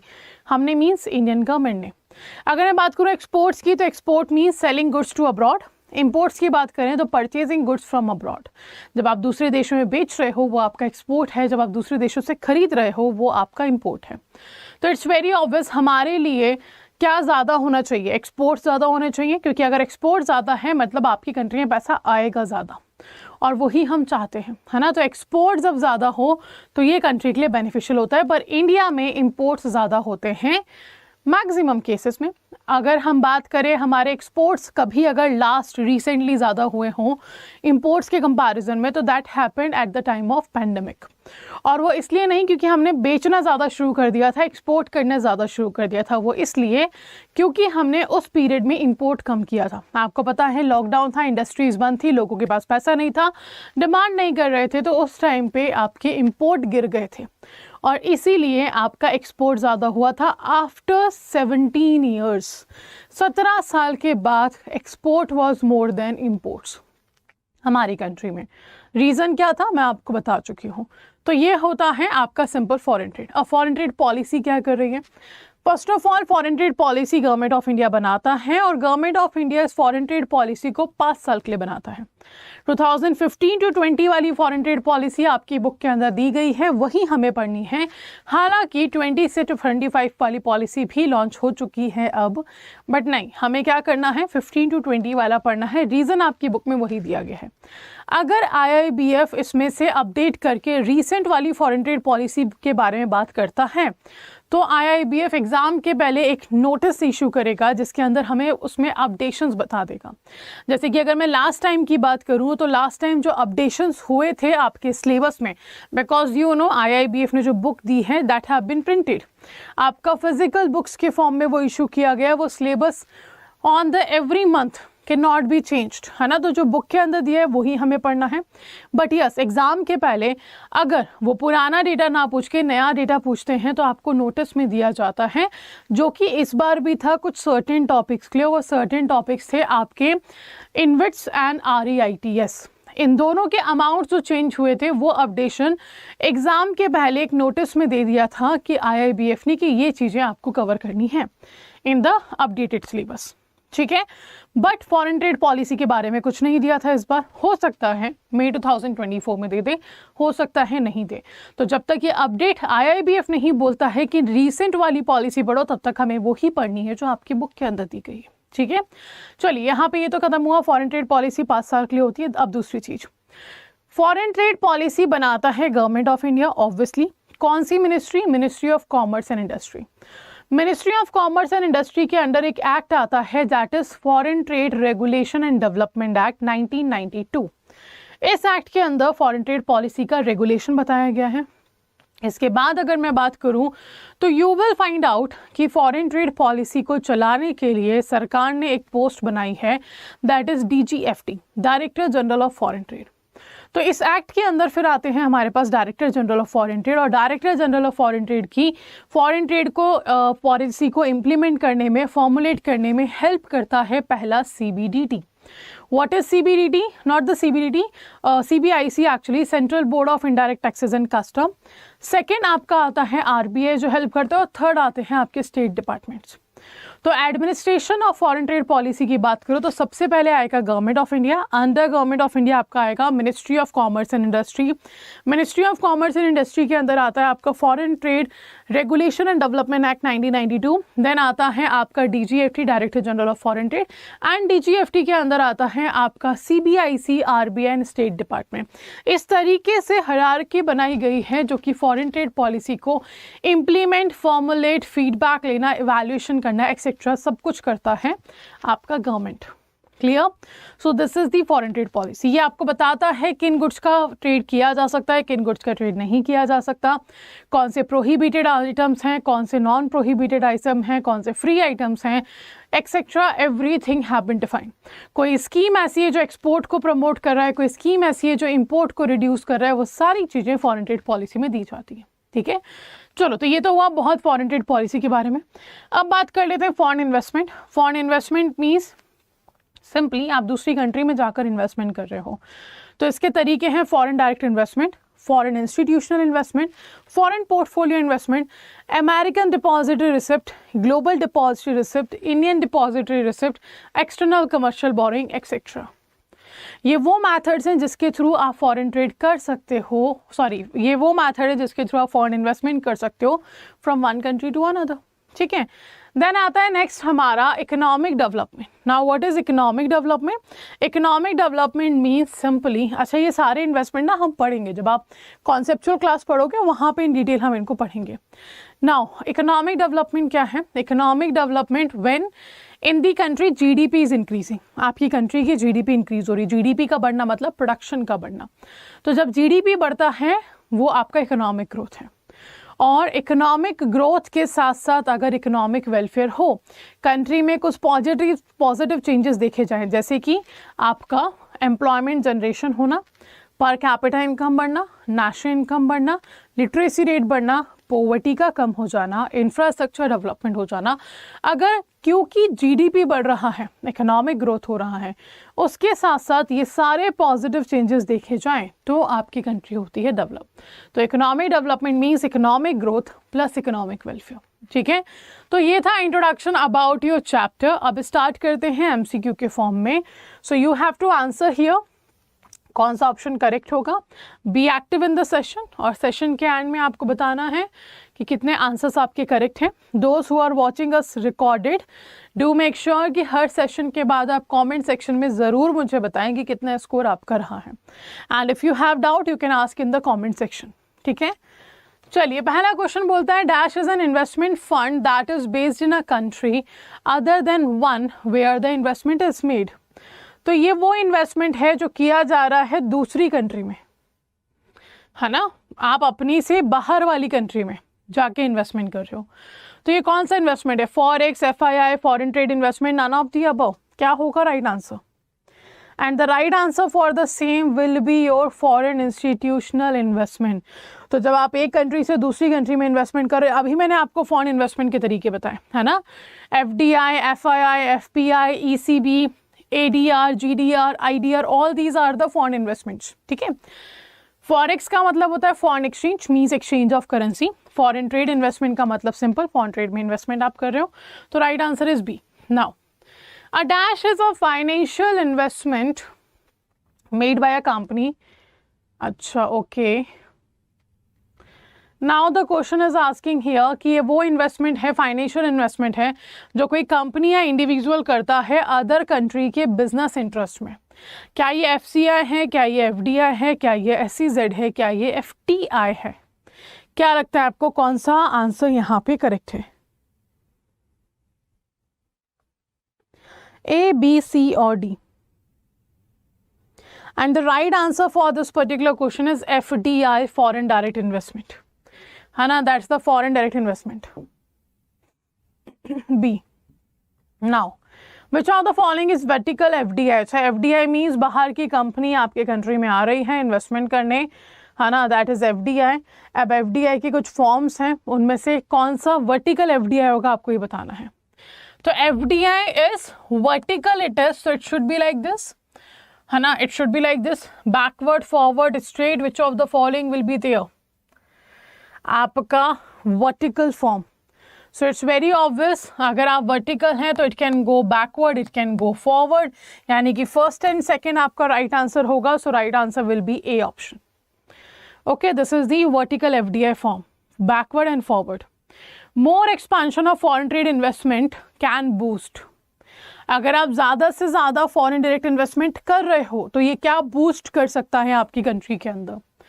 First is saying money circulation, second is saying demand, third is saying employment, fourth is saying unemployment.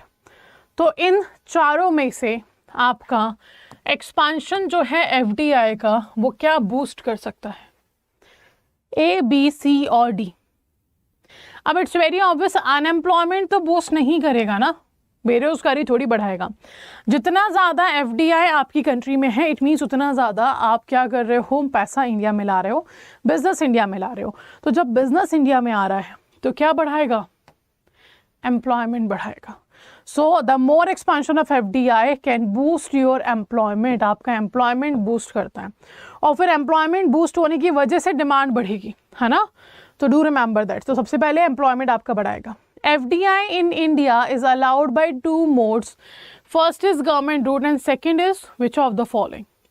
तो इंडिया में FDI लाने के दो रास्ते दिए गए हैं, एक तो गवर्नमेंट अप्रूव रूट है, तो नाम से ही पता चल रहा है गवर्नमेंट अप्रूव रूट है, यानी कि आपको सरकार से परमिशन लेनी है। इन्वेस्टमेंट करने से पहले आपको सरकार को नोटिस भेजना होगा कि हम इंडिया में आना चाहते हैं, ये इन्वेस्टमेंट इस सेक्टर में लाना चाहते हैं। अगर वो सरकार ने एक्सेप्ट किया तो आप इंडिया में इन्वेस्टमेंट कर सकते हैं, नहीं किया तो आप इंडिया में इन्वेस्टमेंट नहीं कर सकते। ठीक है, ये तो हो गया government route.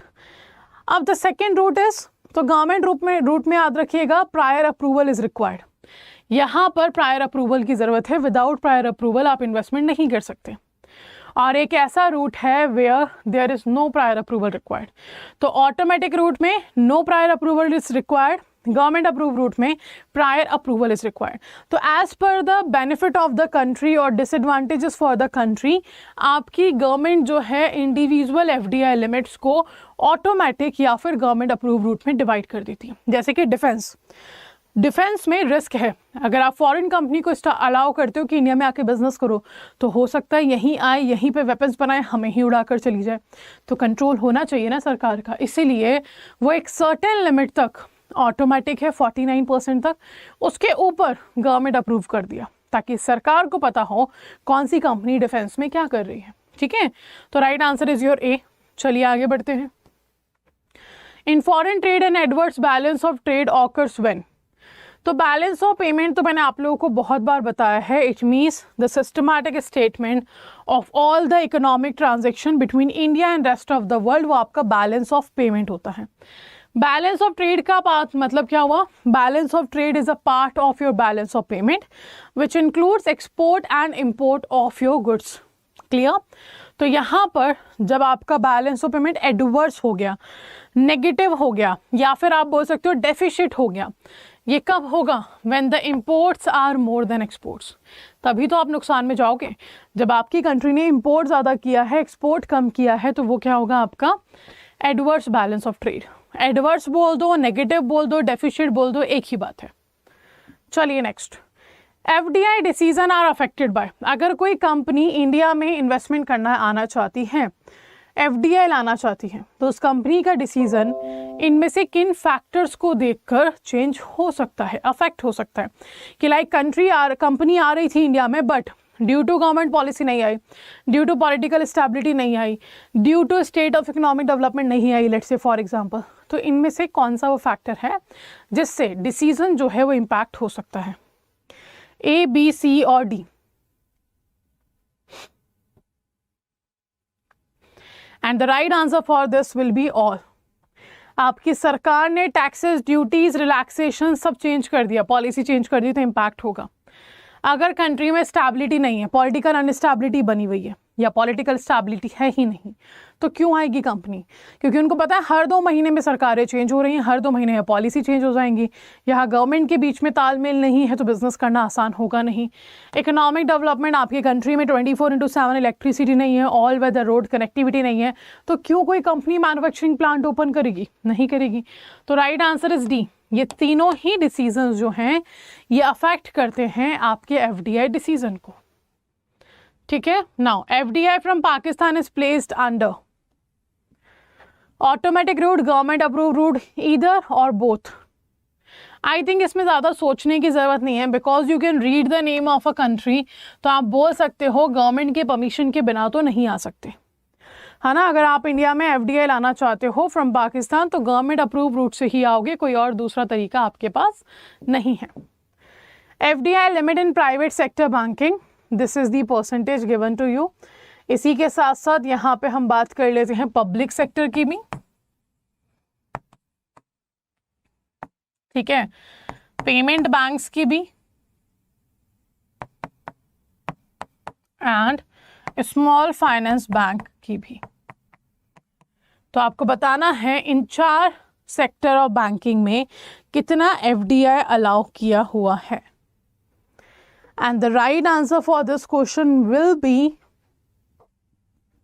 74% for private, 74% for payment, 74% for small finance bank, 20% for public sector bank। ठीक है, इसको याद रखिएगा। तो right answer here will be C. Public sector, payment bank, small finance bank and private sector banking, इन चारों ही banking का एफडीआई लिमिट आपको याद रखना है। Now foreign portfolio investment is investment by dash in foreign financial instrument. तो ये जो इन्वेस्टमेंट है ये किस में इन्वेस्टमेंट कहलाएगा? Individuals, firms, public bodies, any of the above. कौन कर सकता है ये इन्वेस्टमेंट? अगर फॉरेन पोर्टफोलियो इन्वेस्टमेंट हो रहा है तो कौन कर सकता है ये? ए, बी, सी और D, and the right answer will be any of the above. Right answer क्या है आपका? Any of the above. They can all participate here. Good morning everyone, welcome to the official YouTube channel of Officer 24/7. How are you all? So first of all welcome to the channel and जितने भी candidate हमारे साथ यहाँ पे जुड़ चुके हैं एक बार मुझे जल्दी से बता दीजिए is audio and video both are okay, are we good to go? Also ये सेशन जो है this is your lecture series जहाँ पे हर दिन एक पर्टिकुलर मॉड्यूल के एक यूनिट को हम डिस्कस कर रहे हैं। तो फर्स्ट हम कंप्लीट करेंगे module A, then we will move forward to the module B. तो आज का जो सेशन है आपका it is your 9th session, यानी कि 9th क्लास है। इसका मतलब ये हुआ कि 8 यूनिट्स हम डिस्कस कर चुके हैं। आज जो हम डिस्कस करेंगे that will be your 9th unit of IEIFS module A. चलिए तो स्टार्ट करते हैं सेशन को। बिफोर स्टार्टिंग द सेशन, ये जो आपकी लेक्चर सीरीज़ है for IEIFS subject, it will be available Monday to Saturday 7:30 AM पे ओनली ऑन ऑफिस 24/7। तो do not forget to join this session live. और अगर आप लाइव नहीं देख सकते हैं तो प्लेलिस्ट ऑलरेडी अवेलेबल है, आप वहाँ पर जाके सेशन को रिकॉर्डेड फॉर्म में भी देख सकते हो। ठीक है, चलिए तो let's start the session. And आज जो टॉपिक हम डिस्कस करने वाले हैं that will be international economic organisation, world bank, IMF etcetera, और ये है आपका unit number 9 of module A. अच्छा, एक छोटी सी बात यहाँ पे हम डिस्कस करें तो इंडिया जो है आज जिस भी सिचुएशन पे इंडिया पहुँचा है, इट्स नॉट ओनली इंडिया, या हमारा कोई ऐसा सेल्फ रिलायंस नहीं था, हम सेल्फ रिलायंट नहीं थे जो आज हम यहाँ तक पहुँचे हैं। Lot of things was there, काफ़ी सारी कंट्रीज़ के सपोर्ट से, काफ़ी सारे नेशनल ऑर्गेनाइजेशन, काफ़ी सारे इंटरनेशनल ऑर्गेनाइजेशन की हेल्प से इंडिया आज यहाँ तक पहुँचा है। और सबसे बड़ी हेल्प की अगर हम बात करें तो यही 2 इंस्टीट्यूशंस हैं, इंटरनेशनल ऑर्गेनाइजेशन हैं जिन्होंने हमें हेल्प किया है, वर्ल्ड बैंक एंड IMF। अगर आपको याद होगा इन यूनिट 6 एंड यूनिट 7 हमने क्या पढ़ा है? हमने पढ़ा है ग्लोबलाइजेशन, इकोनॉमिक रिफॉर्म, और वहाँ पे सबसे इंपॉर्टेंट रोल इन्हीं दोनों का हमने देखा था कि जब इंडिया लोन मांगने पहुँचा था, हेल्प मांगने पहुँचा था, तो इनका कहना था कि आपके सामने एक कंडीशन है, आपको इकोनॉमिक रिफॉर्म लाना होगा तो ही हम अलाउ करेंगे आपको कि आप क्या कर सकते हो, इंडिया लोन ले सकता है हमसे। और इसी की वजह से इकोनॉमिक रिफॉर्म आया और वर्ल्ड बैंक, IMF ने इंडिया को बैंक करप्ट देश घोषित होने से बचा लिया। अब ये सिचुएशन आई हमारे सामने तो इन्होंने हेल्प करी। तो क्या सिर्फ वहीं पे हेल्प करी? नहीं, किसी भी टाइप का डेवलपमेंट, रिकंस्ट्रक्शन या पॉवर्टी रिडक्शन कंट्री में करना होता है तो वर्ल्ड बैंक हमेशा लोन देता है। IMF भी लोन देता है, हालांकि इंडिया ने 1991 के बाद से IMF से लोन नहीं लिया है और होप सो कभी ऐसी ज़रूरत भी ना पड़े हमें, बिकॉज अगर हम IMF से लोन लेते हैं तो it's a kind of negative sign for the economy. और वो नेगेटिव साइन क्यों है? इसलिए because whenever you are taking loan from the IMF it means your economic situation और इकोनॉमिक स्टेबिलिटी नहीं है आपकी कंट्री में। आपकी कंट्री में इकोनॉमिक क्राइसिस चल रहा है, आपकी कंट्री में you are facing balance of payment crisis, तब जाके आप IMF से लोन लेते हैं। तो इट मीन्स वेरी ऑब्वियस, अगर आप IMF से लोन ले रहे हैं तो it's means your country's economic health is not good. ठीक है, तो IMF हमें रेगुलर बेसिस पे लोन तो नहीं दे रहा, बट ये हमें रेगुलर बेसिस पे हेल्प करता है क्या करने में? To understand what financial changes can be done. Financial policy या हम बोलते हैं मॉनेटरी पॉलिसी या जो भी आपके फाइनेंशियल डिसीजंस हैं, उन डिसीजंस में लेने में आपको हेल्प करता है IMF, इंडिया के लिए और एज वेल एज सारी मेंबर कंट्रीज़ के लिए। सो ये दोनों ही इंटरनेशनल ऑर्गेनाइजेशन है जिनका कंट्रीब्यूशन बहुत हद तक रहा है इंडिया के आज जहाँ पे भी इंडिया है वहाँ तक पहुँचाने में। ठीक है, दैट्स वाई हमें इनका रोल पढ़ना है, इनका रिलेशन इंडिया के साथ क्या रहा है, किस तरीके से ये काम करते हैं, क्या इनका कोई ग्रुप है, ये सारी चीज़ें हम पढ़ेंगे। तो थोड़ा सा discussion before moving forwards to the questions, थोड़ा सा डिस्कशन हम कर लेते हैं पहले वर्ल्ड बैंक के बारे में। तो वर्ल्ड बैंक और IMF सबसे पहली चीज़ तो ये दोनों ही ट्विन सिस्टर ऑर्गेनाइजेशन कहलाते हैं। वर्ल्ड बैंक एक ऐसा इंटरनेशनल ऑर्गेनाइजेशन है जो अपनी मेंबर कंट्रीज़ को लोन प्रोवाइड करता है डेवलपमेंट के लिए, रिकंस्ट्रक्शन के लिए, पॉवर्टी एलिमिनेशन के लिए। अब ये बनाया क्यों गया? दो रीज़न, ये स्टार्ट हुई हिस्ट्री ब्रिटेन वुड कॉन्फ्रेंस से, और उसके पहले भी बात करूँ तो वर्ल्ड वॉर सेकेंड से। वर्ल्ड वॉर सेकेंड के बाद US प्रेसिडेंट जो थे उन्होंने कहा कि जो ग्लोबल फाइनेंशियल सिस्टम है पूरी तरीके से तबाह हो चुका है, हमें कुछ ना कुछ ऐसा ज़रूर करना चाहिए कि ग्लोबल फाइनेंशियल सिस्टम को फिर से हम खड़ा कर सकें, और इसीलिए ब्रिटेन वुड कॉन्फ्रेंस रखी गई USA में। ठीक है, that's a place, name of the place, जगह का नाम है ये। तो इस ब्रिटेन वुड कॉन्फ्रेंस में काफ़ी सारी कंट्रीज से डेलीगेट्स आए, उन्होंने मीटिंग करी और वहाँ पे ये कंट्रीज़ राज़ी हुई कि दोबारा ग्लोबल फाइनेंशियल सिस्टम को इस्टेब्लिश करने के लिए हमें 4 इंस्टीट्यूशंस ओपन करने चाहिए। तो उस ब्रिटेन वुड कॉन्फ्रेंस का रिजल्ट ये निकला, 4 इंटरनेशनल ऑर्गेनाइजेशंस को ओपन किया। First world bank, second IMF, third GATT जो बाद में जाके WTO में कन्वर्ट हो गया, fourth fix exchange rate trading system. ये 4 इंटरनेशनल ऑर्गेनाइजेशन और 3 इंटरनेशनल ऑर्गेनाइजेशन और आपका एक सिस्टम स्टार्ट किया गया जिसकी हेल्प से हम ग्लोबल फाइनेंशियल सिस्टम को रीस्टैब्लिश करने की कोशिश कर रहे थे, और वहीं से आपका वर्ल्ड बैंक, IMF, GATT और फिक्स एक्सचेंज रेट सिस्टम बना। तो वर्ल्ड बैंक जब बना, ये क्या काम कर रहा है? स्टार्टिंग से अभी तक यही काम कर रहा है। एक्चुअल में पहले इसको लाए थे EU को फिर से स्टेबल करने के लिए, तो जैसे इसका वो काम हो गया तो फिर इसने अपनी सभी मेंबर कंट्रीज़ के लिए डेवलपमेंट, रिकंस्ट्रक्शन, पॉवर्टी एलिवेशन के लिए काम करना स्टार्ट कर दिया। ठीक है, अब मैं बात करूं वर्ल्ड बैंक की, तो वर्ल्ड बैंक का एक प्रॉपर ग्रुप है जिसमें 5 इंस्टीट्यूशन आते हैं। IBRD, international bank for reconstruction and development, जिसको वर्ल्ड बैंक का लैंडिंग आर्म कहा जाता है। IDA, इंटरनेशनल डेवलपमेंट एसोसिएशन, जिसको वर्ल्ड बैंक का सॉफ्ट लोन विंडो कहा जाता है। IFC, that is Indian international finance corporation. Then आपका आता है MIGA, multilateral investment guarantee agency, और फिफ्थ आता है आपका ICSID, international centre for settlement of investment dispute. अब आप बोलोगे इतनी जल्दी जल्दी आपने फुल फॉर्म बोल दिया, हम लिख नहीं पाए, डोंट वरी, आपको ये सारी चीज़ें गूगल पे मिल जाएंगी। Apart from that paid classes में PDF में ही अवेलेबल है। चलिए अब आगे मैं बात करूँ, ये 5 ही इंस्टीट्यूशन जो हैं ये वर्ल्ड बैंक ग्रुप कहलाते हैं, 5 का काम अलग अलग है। ICSID जो है आर्बिट्रेशन की तरह काम करता है, हेल्प करता है किसी भी डिस्प्यूट को सेटल करने में। मेगा जो है इंश्योरेंस गारंटी देता है जब आप ऐसी कंट्री में इन्वेस्टमेंट करते हो जहाँ पे इन्वेस्टमेंट पे रिस्क है। अगर आप किसी ऐसी कंट्री में जा रहे हो जहाँ पे पॉलिटिकल अनस्टेबिलिटी है, टेररिज्म है, तो वहाँ पे आपका इन्वेस्टमेंट डूब सकता है, तो आप ऐसी कंट्री में इन्वेस्टमेंट नहीं करना चाहोगे। पर वर्ल्ड बैंक के मेंबर है वो कंट्री, तो वर्ल्ड बैंक की तो जिम्मेदारी है उस कंट्री में इन्वेस्टमेंट लेकर जाना, इसलिए वर्ल्ड बैंक ने मेगा को बनाया कि कंट्रीज जाएंगी वहाँ पर, हम 90% का गारंटी इनको देंगे अगर इनका इन्वेस्टमेंट डूबता है तो। नेक्स्ट आता है आपका IFC, जो प्राइवेट सेक्टर्स को लोन प्रोवाइड करता है हाई रेट ऑफ इंटरेस्ट पे मैक्सिमम कंडीशंस लगाकर, वो है IFC। देन IDA आपका सॉफ्ट लोन विंडो है, क्योंकि ये पब्लिक सेक्टर को पहले तो लोन देता है, दूसरी चीज़ बहुत ही आसान शर्तों पे और नॉमिनल या फिर बिना किसी इंटरेस्ट रेट के लोन प्रोवाइड करता है लॉन्ग टर्म के लिए, साथ में ग्रेस पीरियड भी देता है लोन की रीपेमेंट के लिए। और IBRD जो है कंट्री को रिकंस्ट्रक्ट करने के लिए लोन प्रोवाइड करता है। ठीक है। So these are the group of world bank. अब थोड़ी सी बात कर लेते हैं आईएमएफ की। International monetary fund twin sister है वर्ल्ड बैंक का, इसका कोई ग्रुप नहीं है, एक सिंगल इंटरनेशनल ऑर्गेनाइजेशन है जो अपनी मेंबर कंट्रीज़ को इकोनॉमिक क्राइसिस, बैलेंस और पेमेंट क्राइसिस में हेल्प करता है और रेगुलर बेसिस पे इनको गाइड भी करता रहता है कि क्या पॉलिसी चेंजेस होने चाहिए स्टेबल बने रहने के लिए। साथ ही में आईएमएफ ने एक सप्लीमेंट इंटरनेशनल रिजर्व एसेट को बनाया जिसका नाम है SDR, special drawing rights. Special drawing rights को पहले गोल्ड की वैल्यू से कैलकुलेट किया जाता था। डॉलर से हम आए थे गोल्ड पे और फिर गोल्ड से हम लेकर आ गए बास्केट ऑफ करेंसी। 5 करेंसी का बास्केट है हमारा SDR, US dollar, euro, yen, pound and renminbi. Renminbi है आपकी चाइना की करेंसी जो कि लेटेस्ट एडेड है 2016 अक्टूबर में। और इसी के साथ IMF जो है हेल्प आउट कर रहा है मेंबर कंट्रीज़ को क्या करने में, अपनी क्राइसिस या बैलेंस ऑफ पेमेंट क्राइसिस या इकोनॉमिक क्राइसिस से बाहर आने में।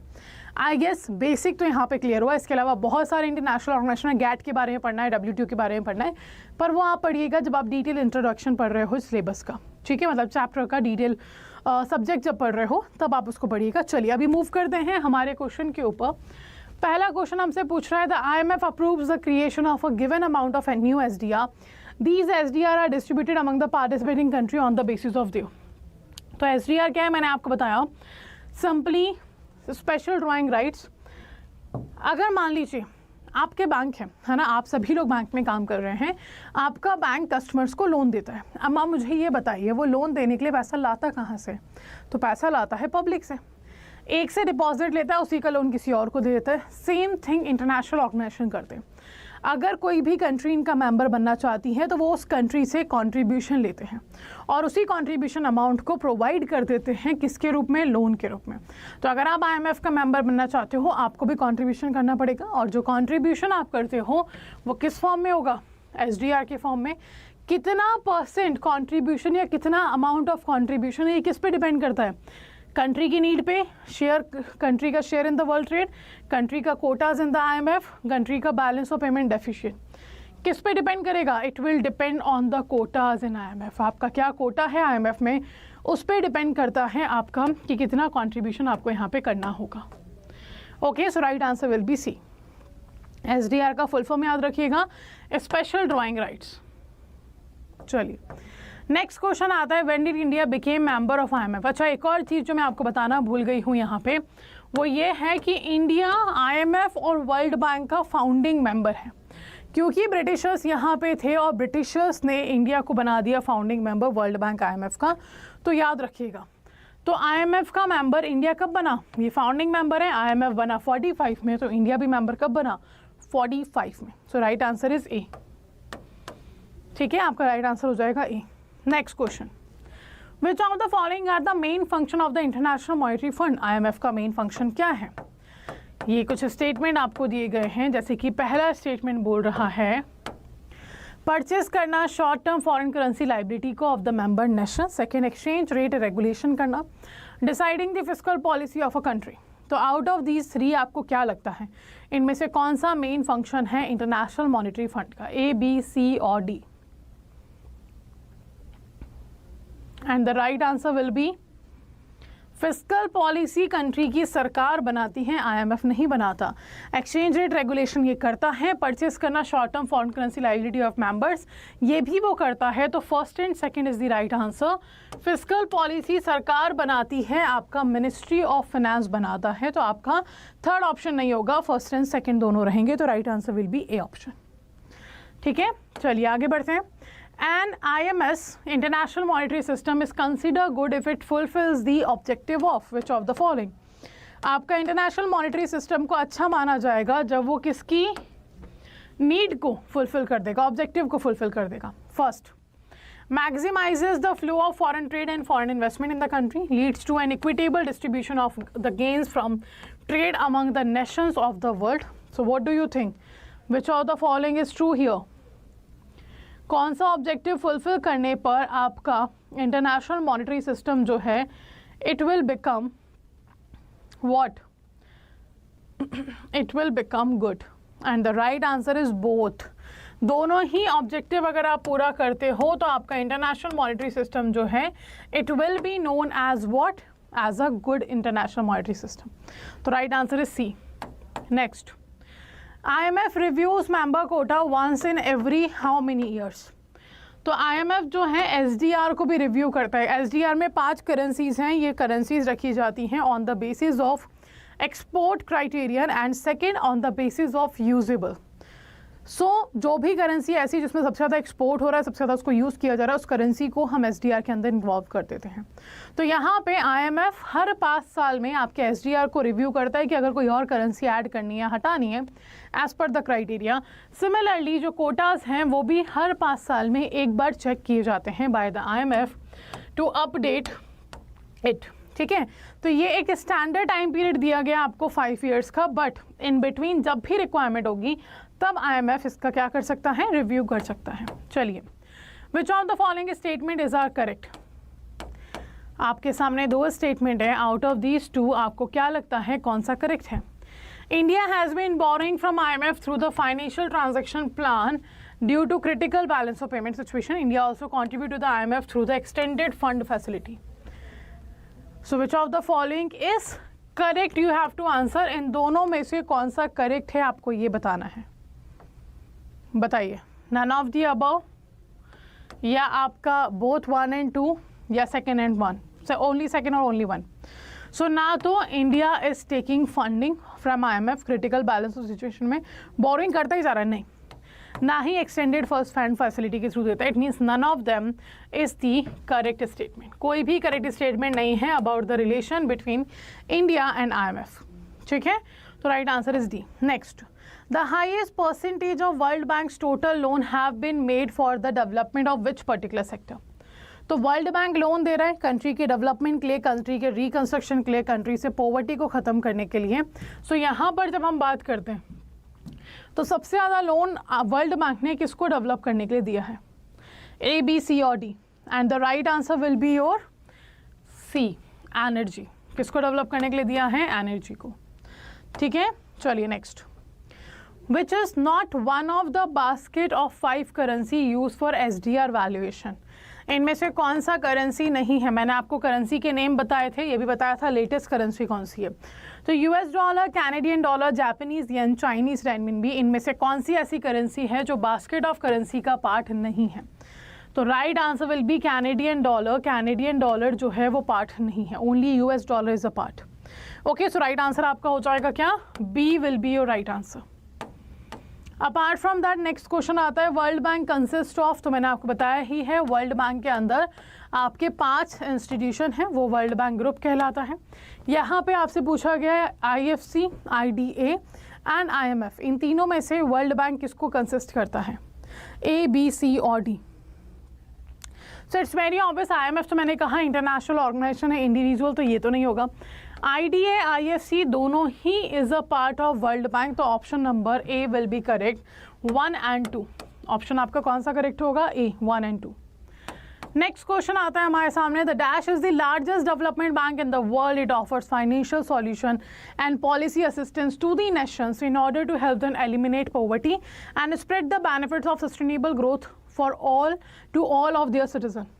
तो ये कौन सा इंटरनेशनल ऑर्गेनाइजेशन की बात कर रहे हैं हम, जहाँ पे हम बोल रहे हैं कि पहला तो ये पॉवर्टी एलिमिनेट करने में हेल्प कर रहा है, दूसरा सस्टेनेबल ग्रोथ दे रहा है सभी सिटीजन्स के लिए। So it is which international organisation, IMF है, गेट है, WTO है, वर्ल्ड है।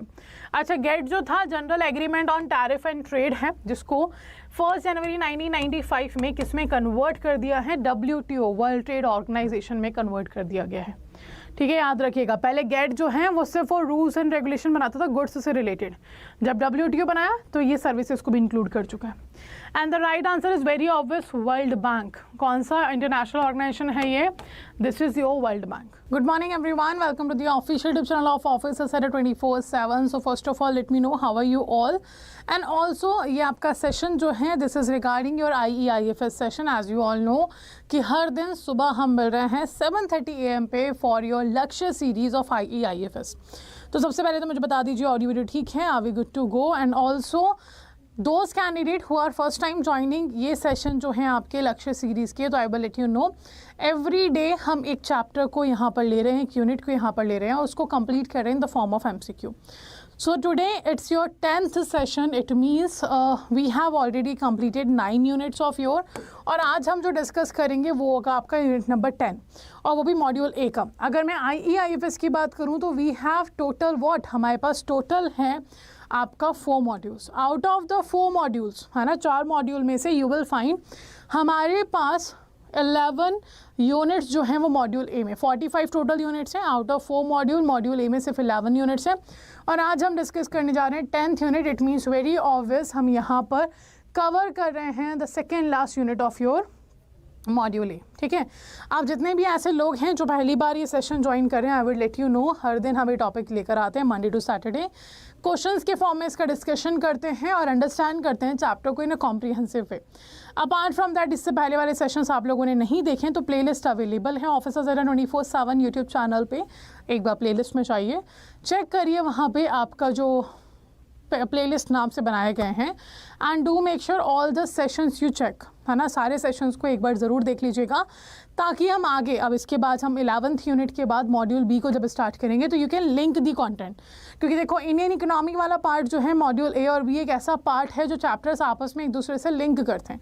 तो एक प्रॉपर सीक्वेंस में हमें ये चैप्टर्स पढ़ने होंगे ताकि आप जो आने वाली टर्मोलॉजीज़ हैं उनको अंडरस्टैंड कर सको, है ना. Because let's say for example the unit 1 of your module B जो कि होगा यूनिट नंबर 12, वो बात करता है fundamentals of economics, micro economics, branches of economics की बात करता है. और आपको पता है ओवरव्यू ऑफ इंडियन इकोनॉमी में हमने ये पढ़ा है, तो उसको समझने के लिए ये समझना ज़रूरी है. सो डू मेक श्योर एक बार सारे सेशंस आप लोग देख लो, प्लेलिस्ट में अवेलेबल है. अगर कोई डाउट आए तो उसी सेशन के कमेंट सेक्शन में वो डाउट आप पूछ सकते हो अपना. ठीक है, चलिए तो स्टार्ट करते हैं आज का सेशन. ये सेशन आपका क्लाइमेट चेंज और सस्टेनेबल डेवलपमेंट गोल है, unit number 10 of your module ए. ठीक है, मॉड्यूल ए का यूनिट नंबर 10 है आपका. सो लेट्स स्टार्ट. जैसे कि हर बार ही हम करते हैं, पहले कुछ कंटेंट डिस्कस करेंगे अबाउट दिस पर्टिकुलर चैप्टर और फिर आगे बढ़ेंगे MCQ फॉर्म में. ठीक है, तो सबसे पहली चीज़ यहाँ पे हमसे बात किया जा रहा है क्लाइमेट चेंज और सस्टेनेबल डेवलपमेंट गोल्स के बारे में. ना what is climate change? Climate change आपका है क्या? अगर मैं क्लाइमेट चेंज की बात करूँ तो this is a kind of situation which we started facing in the country, है ना. अब तक हम सिर्फ क्लाइमेट चेंज के बारे में सुनते थे कि कंट्री में क्लाइमेट चेंज हो रहा है या वर्ल्ड में क्लाइमेट चेंज हो रहा है, पर थियोरिटिकली सुनते थे. Now you can watch it practically. आप देख सकते हो बारिश के महीने में बारिश नहीं हो रही है, ठीक है, या फिर हो रही है तो इतनी हो रही है कि बाढ़ आ रही है. किसी स्टेट में फ्लड है, किसी स्टेट में बारिश ही नहीं है. आपके सर्दी के मौसम में खतरनाक बारिश हो रही है, like it's a rainy season. गर्मियों में आपका बारिश नहीं हो रही है ना. और दिसंबर मिड तक हम पहुंच चुके हैं पर दिल्ली की वो सर्दी देखने को नहीं मिली है अभी तक. तो what are these are the climate change. तो जब एक लॉन्ग टर्म चेंजेस टेम्परेचर में देखा जाता है तो उसको हम बोलते हैं क्लाइमेट चेंज, है ना. जब लॉन्ग टर्म चेंजेस आपके टेम्परेचर में और वेदर में देखा जाता है तो वो क्या है आपका, वो है आपका क्लाइमेट चेंज. तो यहाँ पे हम उसी क्लाइमेट चेंज के बारे में बात करेंगे. तो क्लाइमेट चेंज को रोकने के लिए कुछ तो करना पड़ेगा. It's very obvious now, it's a very visible thing. अब आप इसको महसूस कर सकते हो कि क्लाइमेट चेंज हो रहा है, ग्लोबल वार्मिंग इज़ ट्रू, है ना. तो इसको रोकने के लिए कंट्रीज़ आपस में कुछ कॉन्फ्रेंसेस करते हैं, कुछ सॉल्यूशंस ढूंढते हैं. और ये भी कहा गया है कि सभी कंट्रीज़ की पार्टनरशिप से ही ये अचीव किया जाएगा. अगर USA अकेला सोचे कि मैं क्लाइमेट चेंज को रोक लेता हूँ या इंडिया अकेला सोचे कि मैं रोक लेता हूँ तो नहीं किया जा सकता. इनफैक्ट इन सभी कंट्रीज़ की गवर्नमेंट मिलकर पॉलिसीज़ और नॉर्म्स ले भी आएँ और रोकने की कोशिश करें तो भी नहीं कर सकते, क्योंकि हमारा इन्वॉल्वमेंट बहुत ज़रूरी है.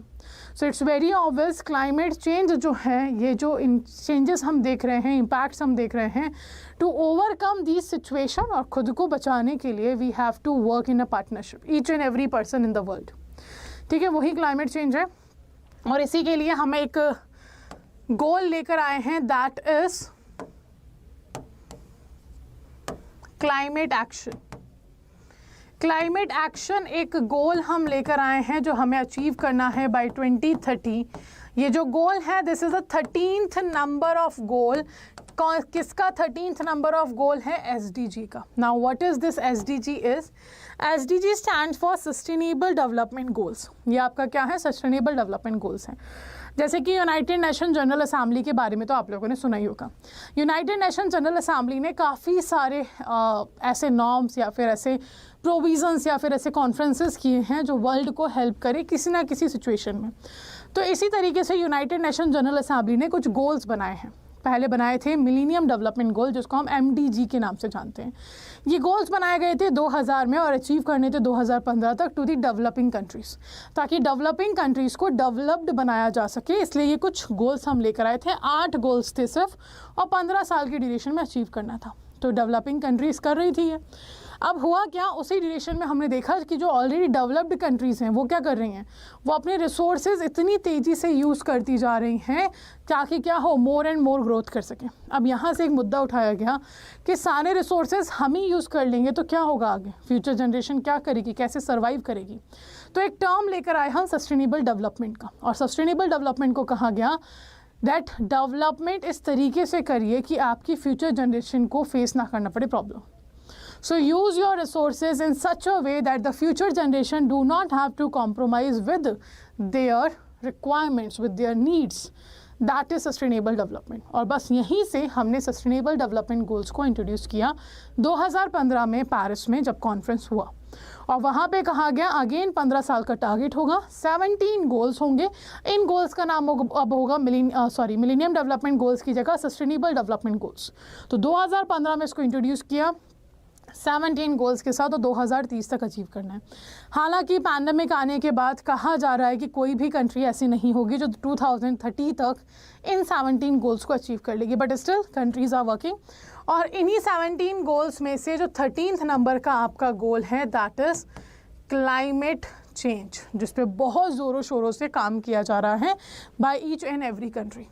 ठीक है, तो ये था इंट्रोडक्शन आपका। इंट्रोडक्शन के साथ साथ थोड़ा सा मैं आपको ये गोल्स भी दिखाना चाहती हूँ, बिकॉज डेफिनेटली ये पूछा जाएगा पेपर में, और नाम से पूछा जाता है। नाम से पूछे जाने का मतलब क्या हुआ, सिंपली पूछ लेंगे गोल नंबर 11 इनमें से कौन सा है, सिंपली बोलेंगे इनमें से कौन सा गोल नंबर 18 नहीं है, कौन सा गोल नंबर 2 है। ठीक है, so by the name number they have been asked. So these are the 17 goals you can see. पहले no poverty, no zero hunger, good health and well-being, quality education, gender equality, clean water and sanitation, affordable and clean energy, decent work and economic growth, industry, innovation, infrastructure, reduce inequality, sustainable cities and communities, responsible production and consumption, climate change, life below water, life on land, peace, justice and strong institution, partnership for the goals। ये हैं आपके 17 goals. Number लिखे हैं, सारे goals लिखे हैं, these are the sustainable development goals, और इनके नाम याद कर लीजिए, वेरी इंपॉर्टेंट है ना। इनको याद करने का तरीका भी मैं आपको बताऊंगी, पर ये तब बताया जाएगा जब हम डिटेल में डिस्कशन करेंगे, बिकॉज जब तक इनको डिटेल में डिस्कस नहीं कर लेते वो तरीका भी आपके किसी काम का नहीं होगा। ठीक है, चलिए आगे बढ़ते हैं, हम आते हैं क्वेश्चंस के ऊपर। तो पहला क्वेश्चन आता है the penalty for non compliance with CSR provisions are, और ऑप्शन आपको दिए गए हैं यहाँ पे ये। अब मैं सबसे पहले तो CSR के बारे में आपको बता देती हूँ। CSR stand for corporate social responsibility. हर एक कंपनी जो इंडिया में या कहीं पे भी काम कर रही है, they are using natural resources. कहीं ना कहीं जो सर्विसेज वो अपने कस्टमर्स को दे रही हैं या जो गुड्स वो अपने कस्टमर को दे रहे हैं, उसकी वजह से इकोनॉमी में एनवायरमेंट, हर एक इकोनॉमी में एनवायरमेंट हार्म हो रहा है। तो कहा गया कि हर एक कॉरपोरेट की एक जिम्मेदारी है कि अपनी जनरल पब्लिक के लिए आप कुछ करो, और वही जिम्मेदारी कॉरपोरेट सोशल रिस्पॉन्सिबिलिटी बन गई, that you have to do. अब आप गुड्स एंड सर्विसेज बना रहे हो, लोगों को प्रोवाइड कर रहे हो, दैट्स गुड, उनकी नीड फुलफिल कर रहे हो, ठीक है। उसके अलावा भी सोसाइटी को लेकर आपकी कुछ रिस्पॉन्सिबिलिटी है, और उन रिस्पॉन्सिबिलिटी को पूरा करने के लिए आपको ये CSR दिया गया। ठीक है, अब CSR में पूछा जा रहा है कि अगर नॉन कंप्लायंस हुआ, किसी कंपनी ने CSR नहीं किया कंप्लीट जो बताया गया है करने को, तो फिर वहाँ पे क्या पेनल्टी होगी।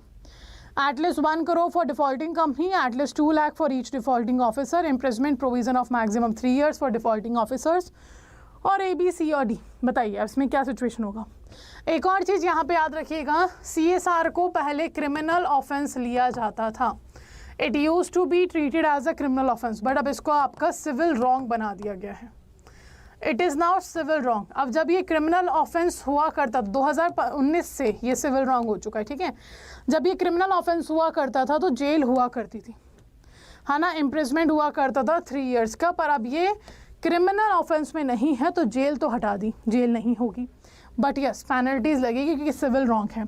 तो 1 करोड़ की पेनल्टी आपकी डिफ़ॉल्टिंग कंपनी के ऊपर जाएगी, 2 lakh at least 2 lakh for each defaulting officer के ऊपर जाएगा, जो कि CSR के लिए रिस्पॉन्सिबल था पर नहीं किया है, तो 2 लाख की पेनल्टी वो देगा। It means option number 1 and 2 are the fees और not the fees I can say, but ये दोनों आपकी क्या है, सिंपली पेनल्टीज हैं जो आपको देनी होगी। ठीक है, तो right answer you have is A. चलिए आगे बढ़ते हैं। Next, which of the following is are elements of green finance, इनमें से कौन सा ग्रीन फाइनेंस का एलिमेंट है, and these are the option in front of you, ये चारों आपके सामने ऑप्शंस हैं। पहला बोल रहा है बैंकिंग सिस्टम, सेकंड बोल रहा है बॉन्ड मार्केट, थर्ड बोल रहा है इंस्टीट्यूशनल इन्वेस्टमेंट। अब देखो ग्रीन फाइनेंस क्या है, अगर मैं बैंकिंग सेक्टर की बात करूँ तो इट्स वेरी ऑब्वियस, डायरेक्टली तो बैंकिंग सिस्टम क्लाइमेट चेंज में कुछ नहीं इम्पैक्ट कर रहा है ना, कि क्लाइमेट चेंज डायरेक्टली तो इम्पैक्ट नहीं कर रहा है, बट समहाउ क्लाइमेट चेंज की वजह से हर एक सेक्टर इकोनॉमी का क्या होगा, बर्बाद तो होगा और हो रहा है इनफैक्ट।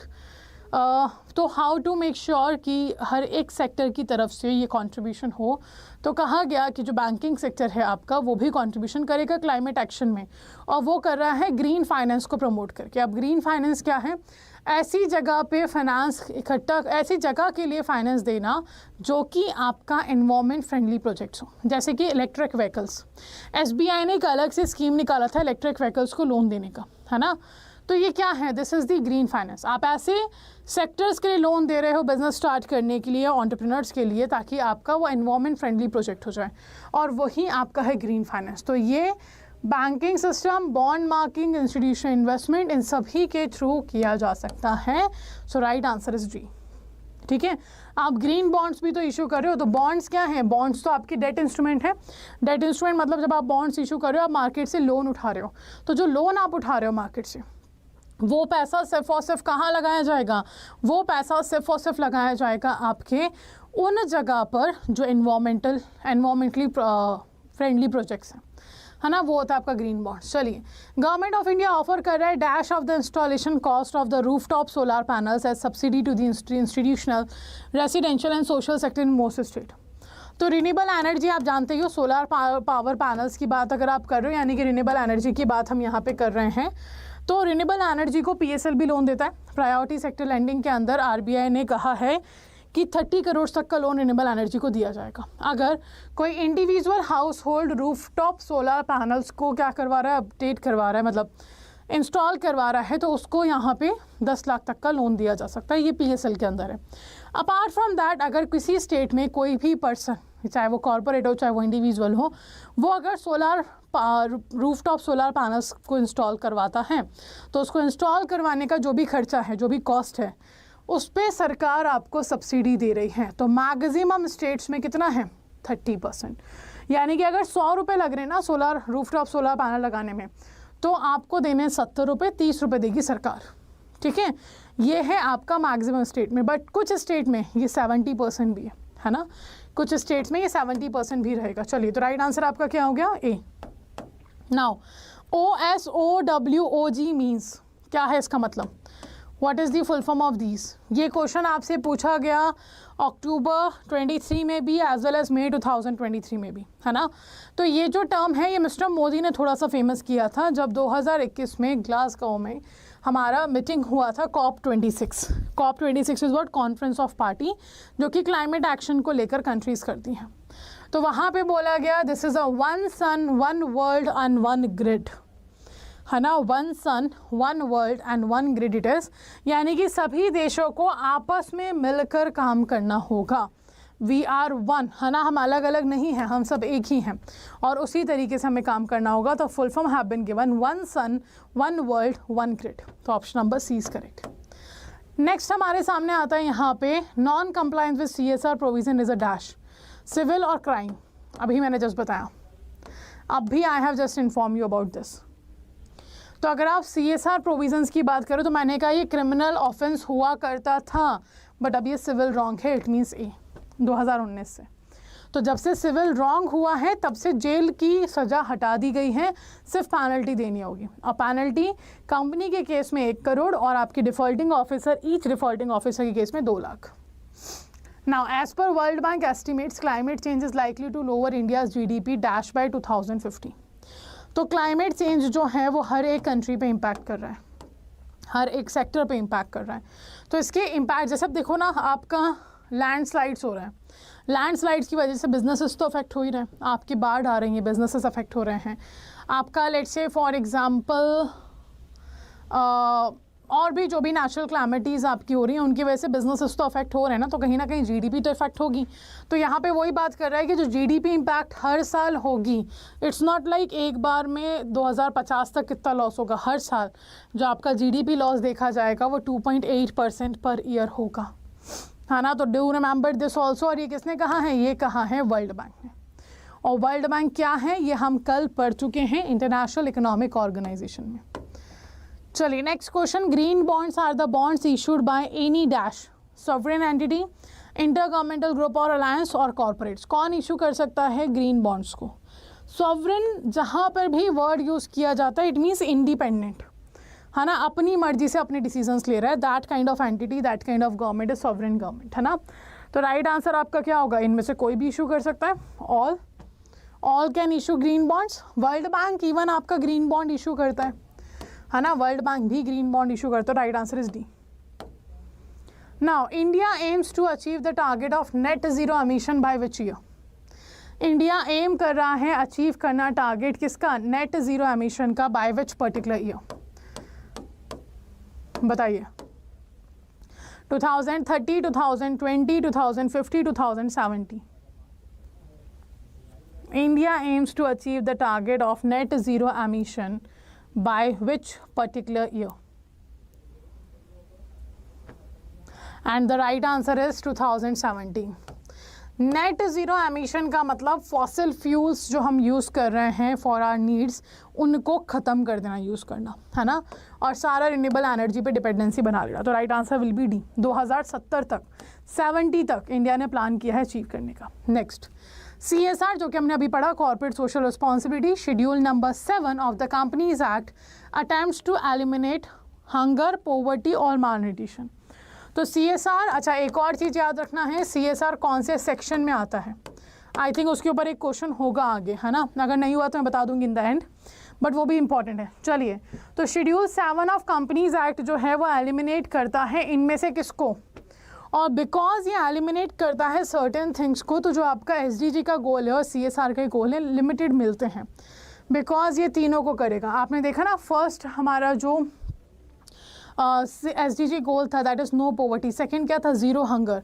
तो ये तीनों ही CSR कर रहा है और साथ में SDG भी इस पर फोकस कर रहा है. So right answer here will be D.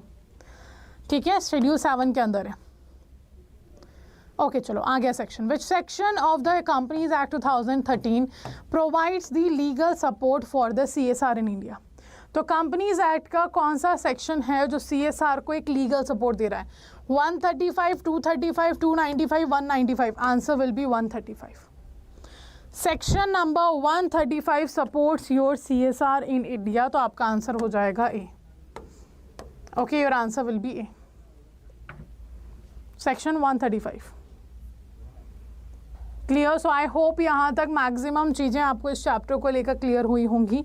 कोई भी डाउट है तो एक बार जल्दी से पूछ लीजिए अपना doubt in the comment section. और अगर आप रिकॉर्डिंग सेशंस देख रहे हो तो भी you can ask your doubt in the comment section, है ना. रिकॉर्डिंग देखते वक्त भी do drop a message in the comment section, I will check your comment. So उसके अलावा यू कैन सी लक्ष्य बैच जो है आप लोगों का स्टार्ट हो चुका है. दैट्स अ बाइलिंगुअल बैच और ये बैच 8 दिसंबर से स्टार्ट हो चुका है. रिटेल बैंकिंग वेल्थ मैनेजमेंट के ओरिएंटेशन से हमने इसको स्टार्ट किया था. तो एक सब्जेक्ट आपका स्टार्ट हो चुका है. हर वीक में एक एक सब्जेक्ट हम स्टार्ट करते जाएंगे. Okay, now if I talk about this particular batch, तो ये बैच आपका है कॉम्प्रिहेंसिव बैच, सारे सब्जेक्ट्स को कवर करेगा. कॉन्सेप्चुअल क्लासेस होंगी, उनकी लाइव क्लासेस, रिकॉर्डिंग दोनों अवेलेबल हैं. आपके पास क्लास PDFs अवेलेबल होंगी, आपके पास टॉपिक वाइज टेस्ट होंगे, फुल लेंथ मॉक टेस्ट होंगे, ई बुक्स होंगी. ये सारा कंटेंट आपको मिल रहा है लक्ष्य बैच के अंदर. And do remember this is the second batch. Already एक बैच स्टार्ट हो चुका है, सेकंड भी स्टार्ट हो चुका है now. So now you can understand how much competition is there, है ना. चलो, तो similarly why people have started so early, because they know कि पेपर अब आपका टफ आ रहा है ना. सो आई वुड सजेस्ट, अगर आपने भी सोचा है कि निकालना है या पेपर देना है मई में, तो start early. Because why to wait जब पता है ये पेपर देना ही है, तो है ना, और इट्स बेटर जितनी जल्दी निकालेंगे उतना हमारा ही फ़ायदा होगा। एनरोल करने के लिए सबसे पहले आपको अरे 24/7 एप्लीकेशन को डाउनलोड करना है, डाउनलोड कर लीजिए एंड देन डाउनलोड करके जो होम पेज आएगा वहाँ पे ये एग्ज़ाम कैटेगरीज आपको दिखेंगी।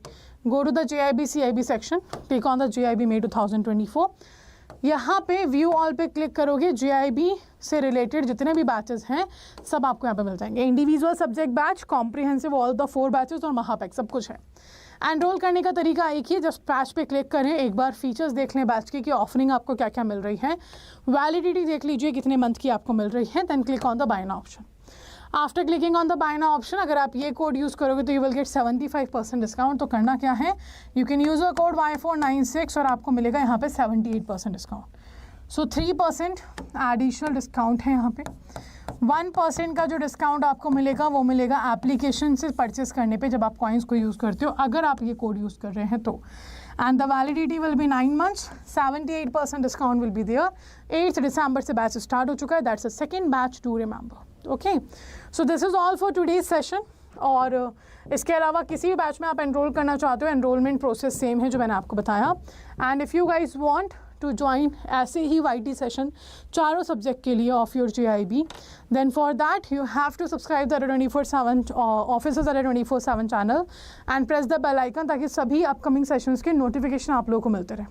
ठीक है, apart from that do remember IEIFS paper 1 के लिए हम मिल रहे हैं 7:30 AM Monday to Saturday only on officers Adda 24/7। ठीक है, so do not forget to share this session with your friends who are going to give their paper in May 2024 with you. Okay, so thank you everyone for joining the session and have a great day. See you all tomorrow.